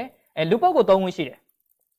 နံပါတ်1ကကိုမသွားခင်မှာကိုထက်အရင်ရောက်နေတဲ့သူဆိုတာရှိတယ်အဲ့လိုလေ့လာဟုတ်ပြီနော်နံပါတ်1ဒါလေ့လာမယ်ကိုရင်းမြင့်နော်လေ့လာမယ်နော်ကိုထက်အရင်ရောက်နေတဲ့သူ့ရဲ့အားသာချက်တွေသူလုံနိလှုပ်ဟန်တွေသူကောင်းကွက်တွေအဲ့ဒါတွေကိုလေ့လာကိုနဲ့နည်းနည်း level တန်းတူပေါ့ကိုနဲ့နည်းနည်းတာနေတဲ့သူလေ့လာပြီးအဲ့ social influencer လောကမှာပဲအောင်မြင်ဆုံးပုဂ္ဂိုလ်ရှိတယ်လေ့လာအောင်မြင်ဆုံးပုဂ္ဂိုလ်လေ့လာအဲ့ဒီလူဒီဘာကြောင့်ပိုအောင်မြင်နေတယ်အဲ့လူဒီဘာကြောင့်အောင်မြင်နေတယ်လေ့လာဒါကအမြင်ဆုံးနောက်ဆုံးမှာကိုအားကြအတူရာဆုံးဥပမာနိုင်ငံခြားပုဂ္ဂိုလ်တယောက်ဖြစ်မယ်ဟုတ်ပြီသူ့မှာနီလန်းပေါင်းများစွာရှိမယ်ဆိုတော့ဒီနေ့ရေးကြည့်တာကိုနဲ့ level တန်းတူမတိမ်မယိမ်းလူတယောက်ကဘာလုပ်နေတယ်လဲလေ့လာပြီးရင်တကယ်ကိုနိုင်ငံတစ်ခုမှာအောင်မြင်နေတဲ့ပုဂ္ဂိုလ်တယောက်ကိုဆက်ပြီးတော့လေ့လာပြီးရင်ဟိုနောက်ဆုံးမှာအမြင်ဆုံးသောတကယ်ကိုနိုင်ငံတကာပုဂ္ဂိုလ်တယောက်ဖြစ်မယ်အဲ့ဒီလူတွေအားသာချက်တွေကိုလေ့လာဒါကတော့ဆိုတော့ role model strategy ပေါ့နော်ဒါကြောင့်ဒီနေ့ရေးကြည့်တာကအဲ့လိုတော့ရင်ကိုရဲမြင့်အောင်မြင်မှာပဲဟုတ်ပြီနော်အဲ့တော့သူတို့မှာနီလန်းနေရှိတယ်အဲ့လိုတော့ရင်အဲ့သူတို့ရဲ့နီလန်းအတိုင်းကိုပြန်တော့နောက်တစ်ခုကဆိုတော့ဘာပဲလုပ်လို့ရေးကြည့်တာက customer ပဲ customer လိုချင်တဲ့အတိုင်းကိုလုပ်ပေးနိုင်ဖို့ရေးကြည့်တယ်နောက်ဆုံးကိုကတော့ဟောနေတာ A အကြောင်းဟောတယ် customer ကြိုက်တာကာကြီးကိုကအဲ့ဒါဆိုရင် A ကိုမဟောတော့နဲ့ကာကြီးကိုပြောင်းဟောနိုင်ရဟုတ်ပြီနော်ဆိုလို့ကျင်တာအဲ့တော့ကိုက customer အချိုက် customer လိုအပ်ချက်လို့ခေါ်တယ်ဒါကြောင့်ဒီနေ့ရေးကြည့်တာကလောကမှာအရေးကြီးတာကဟုတ်ပြီနော်အဲ့တော့မိမိလိုချင်တဲ့အရာနဲ့ customer လိုချင်တာနဲ့တစ်ထက်တည်းကြအောင်ကိုကဖြည့်ဆည်းပေးနိုင်တဲ့လူတိုင်းအောင်မြင်တယ်ဒါကြောင့်ဒီနေ့ရေးကြည့်တာဒီကာလမှာအဲ့တော့အဲ့ဒါလေးနဲ့ကိုရင်းမင်းတို့စူးစမ်းကြည့်ပါဆိုတော့ဒီနေ့ဟိုဒါတက်နိုင်မြ social influencer လောကသွားရင်တက်နိုင်မြဒါအောင်မြင်နိုင်ပါတယ်ဒါလေးနဲ့အခုဒီကာလမှာဒါဆိုတော့ပို့ပြီးတော့ဟိုနောက်ခိုင်မာတဲ့အလုပ်လည်းဖြစ်ရမှာပေါ့နော်ဟိုတစ်လုံးမှာဆိုတော့ကနေမှတစ်စင်ဒါတော့စီးပွားရေးလည်းပြန်လေ့လာကြည့်ပါစီးပွားရေးဘာသာရေးကတော့ကျေပြတ်ပါတယ်ဆိုတော့အဲ့တော့စီးပွားရေးမှာတော့ဆိုတော့ဒီဟိုသူ့ရဲ့လိုအပ်ချက်တွေဆိုတာကဟိုသူ့ရဲ့ level အလိုက်ရှိတယ်နော် level လိုက်ရှိတယ်အခုဆိုတော့ဒါပညာရေးဟောပြောတဲ့လိုအပ်ချက်ဆိုတာအလယ်လောက်မှာပဲရှိတယ်အဲ့တော့အများနဲ့လိုအပ်ထားကြတော့ဥမာစားဝတ်နေရေးဒီလိုအပ်ချက်ကပို့ပြီးတော့ကြီးတယ်ဆိုတော့တချို့လည်းပဲဥပမာအဖြစ်ဥပမာအခုဆိုရင် beauty blogger တို့ဘာလို့လုပ်ကြတယ်ဒါလည်းပဲဆိုတော့တတ်နိုင်တဲ့မြအောက်ရှင်မှာပို့ပြီးတော့အစိပ်ပိုင်းပို့ကြီးပါတယ်ဒါပေမဲ့တချို့ကလည်းပဲ social influencer အခုလိုမျိုးလူအများကိုဟောပြောနိုင်သူဖြစ်အောင်လုပ်တယ်ဒါကတော့ market လိုအပ်ချက်ကိုဝါသနာဒီပေါ်မူတည်ပြီးတော့အလုပ်လုပ်ကြည့်ပါဆိုတော့အဲ့တော့ဒီနေ့အရေးကြီးတာတော့ဒါတော့စီးပွားရေးပေါ်မှာလည်းပြန်ပြီးတော့လေ့လာကြည့်နောက်ကိုဝါသနာနဲ့ပြန်ပြီးတော့မှချိန်ထိုးကြည့်ဒီနှစ်ခုကိုပေါင်းပြီးတော့မှလူတွေလိုအပ်တာကိုလည်းဆိုတော့လုပ်ပြီးတဲ့အခါမှာလည်းဒီကာလမှာနေရာတော့ကြိုးဥထားဖို့လိုအပ်တယ်နော်လုံမယ်ဆိုရင်တော့ဆိုတော့တက်နိုင်မြဆရာတို့အားလုံးအားပေးလိုက်ချင်တာမနက်ဖြန်စလို့ဟုတ်ပြီနော်ဆိုလို့ချင်တာဘာကြောင့်လဲဆိုရင်အခုတည်းနေရာမဥထားရင်နောက်အချိန်မှာကိုကတက်နိုင်မြအခုဒီကာလမှာ online သုံးတဲ့ user ပိုများနေတယ်နော်ဒီကာလအခွင့်အလမ်းပဲဒီကာလမှာအားဆိုင်ရတာနဲ့နောက် maybe COVID ဖြစ်သွားတဲ့နောက်ပိုင်းမှာအားဆိုင်ရတာနဲ့ဒီကာလမှာအားဆိုင်တဲ့သူတွေကပိုတန်းတယ်လူတွေကဒီကာလမှာ Facebook ပိုသုံးနေကြတယ် social influencer ကိုပို့ပြီးတော့လွှမ်းမိုးမှုဖြစ်နေတဲ့အခါမှာဒီကာလမှာပို့ပြီးတော့အလုပ်လုပ်တင်တယ်လို့ဆရာတို့ဒါတတ်နိုင်မြကိုရမြင့်တော့အားပေးခြင်းနဲ့ဆိုတော့လှုပ်ရှားရှိတယ်ဆိုရင်နောင်လည်းလှုပ်ရမှာအခုလည်းလှုပ်ရမယ်ဆိုရင်အခုတည်းအကျိုးလှုပ်ပေါ့နော်ပြောရမယ်ဆိုလို့ရှိရင်ပျော်စရာရှိတယ်ဆိုရင်နောင်လည်းပြောရမယ်အခုလည်းပြောမယ်ဆိုအခုတည်းစပြောလိုက်ပါအဲ့သဘောပါနော်အဲ့တော့ရေးကြည့်တာအခုတည်းစလုပ်လိုက်ပါဒါဆိုတော့ကိုရမြင့်အောင်မြင်ပါနော်ကျေးဇူးတင်ပါတယ်โอเคနောက်မေးခွန်းလေးတစ်ခုကဆရာအောင်မျိုးမေးထားတယ်နော်ဆရာအောင်မင်္ဂလာပါမင်္ဂလာပါဆရာအောင်မင်္ဂလာပါဆရာတဲ့ TOD ဂလူတွေကပါဟုတ်ပြီဆရာအောင်ရေနော်အဲ့တော့အပတ်စဉ်မေးဟုတ်ပြီဆိုတော့ဆက်ရှင်းလန်းလုပ်တဲ့အခါမှာလည်းတစ်ခါတရံမှာအခက်ခဲတွေဝင်လာတတ်တယ်ဆရာတဲ့ဒါတွေကိုဆက်ပြီးတော့ရှင်းလန်းမလုပ်ဘဲနဲ့နောက်ပြန်လှည့်သွားတတ်ကြတယ်နော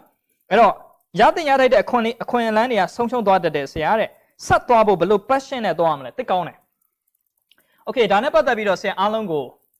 challenge လုပ်ပြီးဆိုရင်တဏိဋ္ဌာန်တစ်ခုရှာပြီးတော့လုပ်မအောင်မြင်တယ် challenge မှာတဏိဋ္ဌာန်မရှာဘဲနဲ့လုပ်ရင်တော့မရအောင်နော်အဲ့တော့လူတိုင်းက challenge လုပ်တယ်ဆရာစိုးရင်နာကလူတိုင်းမှာ challenge လုပ်နိုင်သော challenge လုပ်နိုင်တဲ့ challenge ကိုအောင်မြင်နိုင်တဲ့ capacity ဆိုတာရှိတယ် capacity ဆိုတာစွမ်းရည်ရှိတယ်လူတိုင်းမှာဒါပေမဲ့လူတယောက်အောင်မြင်တာဒီ capacity ထက် more than ဟုတ်ပြီနော် commitment လို့ခေါ်တယ်တဏိဋ္ဌာန်ပိုအောင်မြင်တာဒါကြောင့်ဟုတ်ပြီနော် commitment more than competency အဲ့ဒါအောင်မြင်တာသူကတဏိဋ္ဌာန်ညာအောင်မြင်တာသူ့ရဲ့ capacity လို့ခေါ်တဲ့စွမ်းရည်ကြောင့်အောင်မြင် capacity ရှိတယ်နော်လူတိုင်းမှာ challenge လုပ်လို့ရတယ်ဟာလုံနိုင်တာပေါ့လေ့ကျင့်ခန်းလူတိုင်းဆော့နိုင်တာပေါ့တရားလူတိုင်းထိုင်နိုင်တာပေါ့ဒါပေမဲ့အဲ့ဒီစွမ်းရည်ထက်တဏိဋ္ဌာန်ပိုလိုအပ်တယ်အဲ့တော့တဏိဋ္ဌာန်အဆင့်၄ဆင့်ရှိတယ်အဲ့ဒါနဲ့လုံးမှသူအောင်မြင်မယ် passion တဏိဋ္ဌာန်၄ဆင့်ရှိတယ်နံပါတ်1က no commitment တဏိဋ္ဌာန်မရှိခြင်းအခုဆရာအခု challenge အကြောင်းကိုပြောနေတယ် no commitment ဖြစ်နေတဲ့သူဒီကြိုက်သမျှသွားပြောနော်ဘာလဲဆိုရင်အိုးခွဲရေလောင်းနေတယ်လို့ပေါ့ဟုတ်ပြီနော်ကြိုက်သမျှရေလောင်းအဲ့ဒီအိုးခွဲကဆရာကရေကတလုံးဆရာကယူနေမှာပဲမရဒါကြောင့် no commitment မရှိရင်ကြိုက်သမျှနေလန်းကောင်းမစေလေးစီခုနဖြစ်နေတယ်ဆိုရင်ဘယ်တော့မှမပြောင်းလဲဘူးနံပါတ်1 no commitment တမတချို့က commitment တော့ဖြစ်တယ်ဟုတ်ပြီနော်အဲ့ဒီမှာဆရာကစပြီးတော့လုပ်တယ် commitment စလုပ်ပြီ okay လုပ်မယ်စပြီးတော့ commitment လုပ်တယ်စပြီးတော့ဆရာကလုပ်တယ်ဟုတ်ပြီနော်ဆိုလို့ကျင်တာအဲ့တော့စလုပ်မဲ့အချိန်မှာ तू ကဘာသွားလဲဆိုရင်အစ no commitment no ဒါပေမဲ့နောက်လုံးမဲ့ तू ကတော့လှုပ်ရှင်နဲ့ complain ကနေစလာတယ် commitment ရှိပြန်တော့လေ complain ကနေစတက်တယ်လှုပ်ရှင်သားဟုတ်တယ်နော်လှုပ်ရှင်သားဆိုတော့အဲ့မှာ complain ကနေ back ဆိုပြီးလာပြီနော်အဲ့မှာအကြောင်းပြချက်တွေပေးပြီး dance စီပြီးတော့ပေးပြီနော်နံပါတ်1က no commitment နံပါတ်2ကစတော့ complain နံပါတ်2က complain ဟုတ်ပြီနော် complain ပြီးရင်အဲ့ဒီမှာလာပြီ compliant လုပ်ပြီးပြီနံပါတ်3မှာ compliant okay လုပ်ပြီးပြီ commitment ရှိတော့လှုပ်လိုက်တဲ့အချိန်မှာပဲအဆင့်3မှာ तू ကကျင်းနေသွားတယ်ရသွားပြီအဲ့မှာခုနလေ့ကျင့်ခန်းလုပ်တယ်ဆိုလဲနည်းနည်းပါကြားမှာလာတယ်ရွှေ့ထက်သွားတယ်ရသွားတယ်တရက်နဲ့ဆော့ရင်မဆော့ကျင်တော့ तू compliant ဖြစ်သွားကျင်းနေသွားတယ်တရားလည်းဒီတိုင်းလေးပဲနည်းနည်းလေးမှတ်လိုက်တယ်အုံးမဲ့တမာတီလေးတိုးလာရင် तू က compliant ဖြစ်သွားတယ်ကျင်းနေသွားတယ်ဆက်မလုပ်ရှင်တော့အဲ့တော့တတိယအဆင့်မှာ compliant ဆိုတာရှိတယ်ဟုတ်ပြီနော်ဆိုလို့ရင်ဒီပေါ်မှာဟုတ်ပြီနော်ဆိုလို့ကျင်းနေသွားတာရောင်ရဲသွားတဲ့စိတ်မျိုးအဲ့ဒီလိုမျိုးဖြစ်ရင်လည်းပဲဆက်ပြီးတော့မအောင်မြင်နောက်ဆုံးမှာကကြာ commitment 100% အဖြစ်မဖြစ်ဖြစ်အောင်လုပ်တာဘယ်အဆင့်ထိဘယ်လောက်အထိဘယ်2ရက်အတွင်းအပြီးလုပ်မယ်ငွေကြေးပမာဏဘယ်လောက်အထိဟုတ်ပြီနော်ဆိုလို့ကျင်း energy ဘယ်လောက်ထုတ်မယ်အဲ့ဒါ commitment လို့ခေါ်တယ်အဲ့တော့ဒီကာလမှာအဲ့တော့ဇင်အောင်တို့အောင်မြင်မှုသွားရင်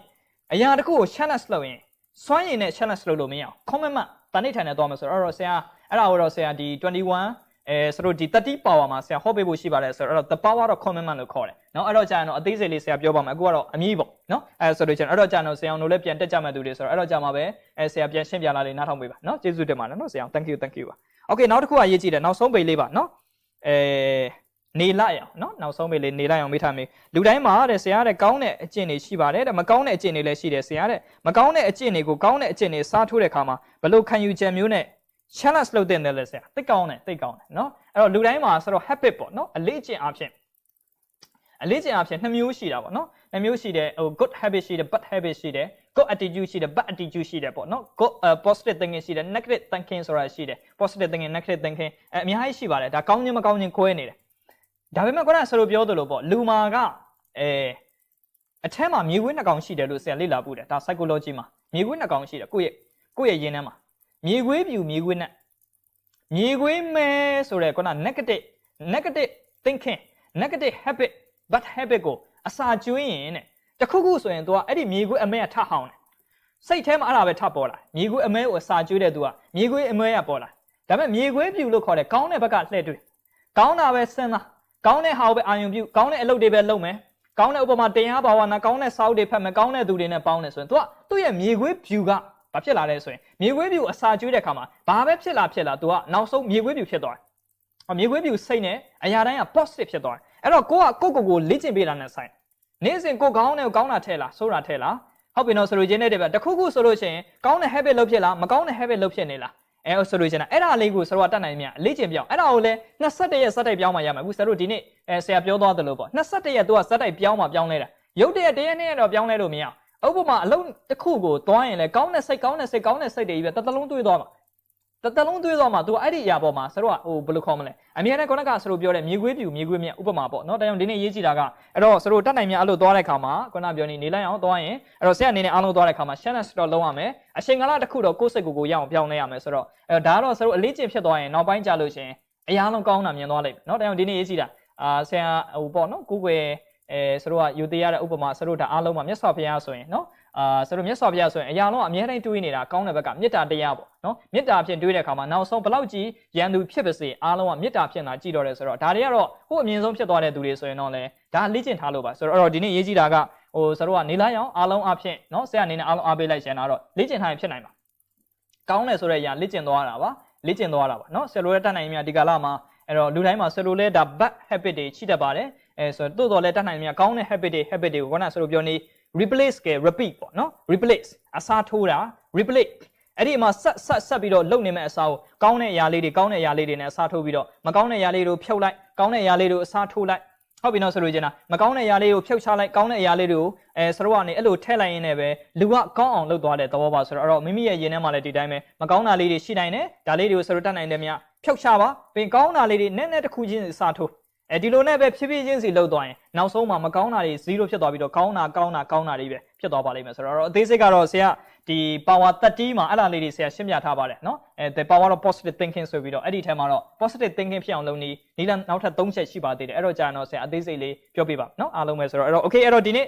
ဆရာအနေနဲ့အားလုံးကိုကျေးဇူးလက်တင်ပါတယ်နော်ကျေးဇူးလက်တင်ပါတယ်ဆိုတော့ဒီနေ့အခုလိုကာလမှာဆရာအနေနဲ့အားပေးခွင့်ရတာကိုတွေကဒါတိတ်ကိုကျေးဇူးတင်ပါတယ်ဘာကြောင့်လဲဆိုရင်ဆရာတို့ဘလောက်ကြီးပဲအခုလိုအားပေးခြင်းခွင့်ရှိနေပါစေအားလုံးကလည်းခံယူမှ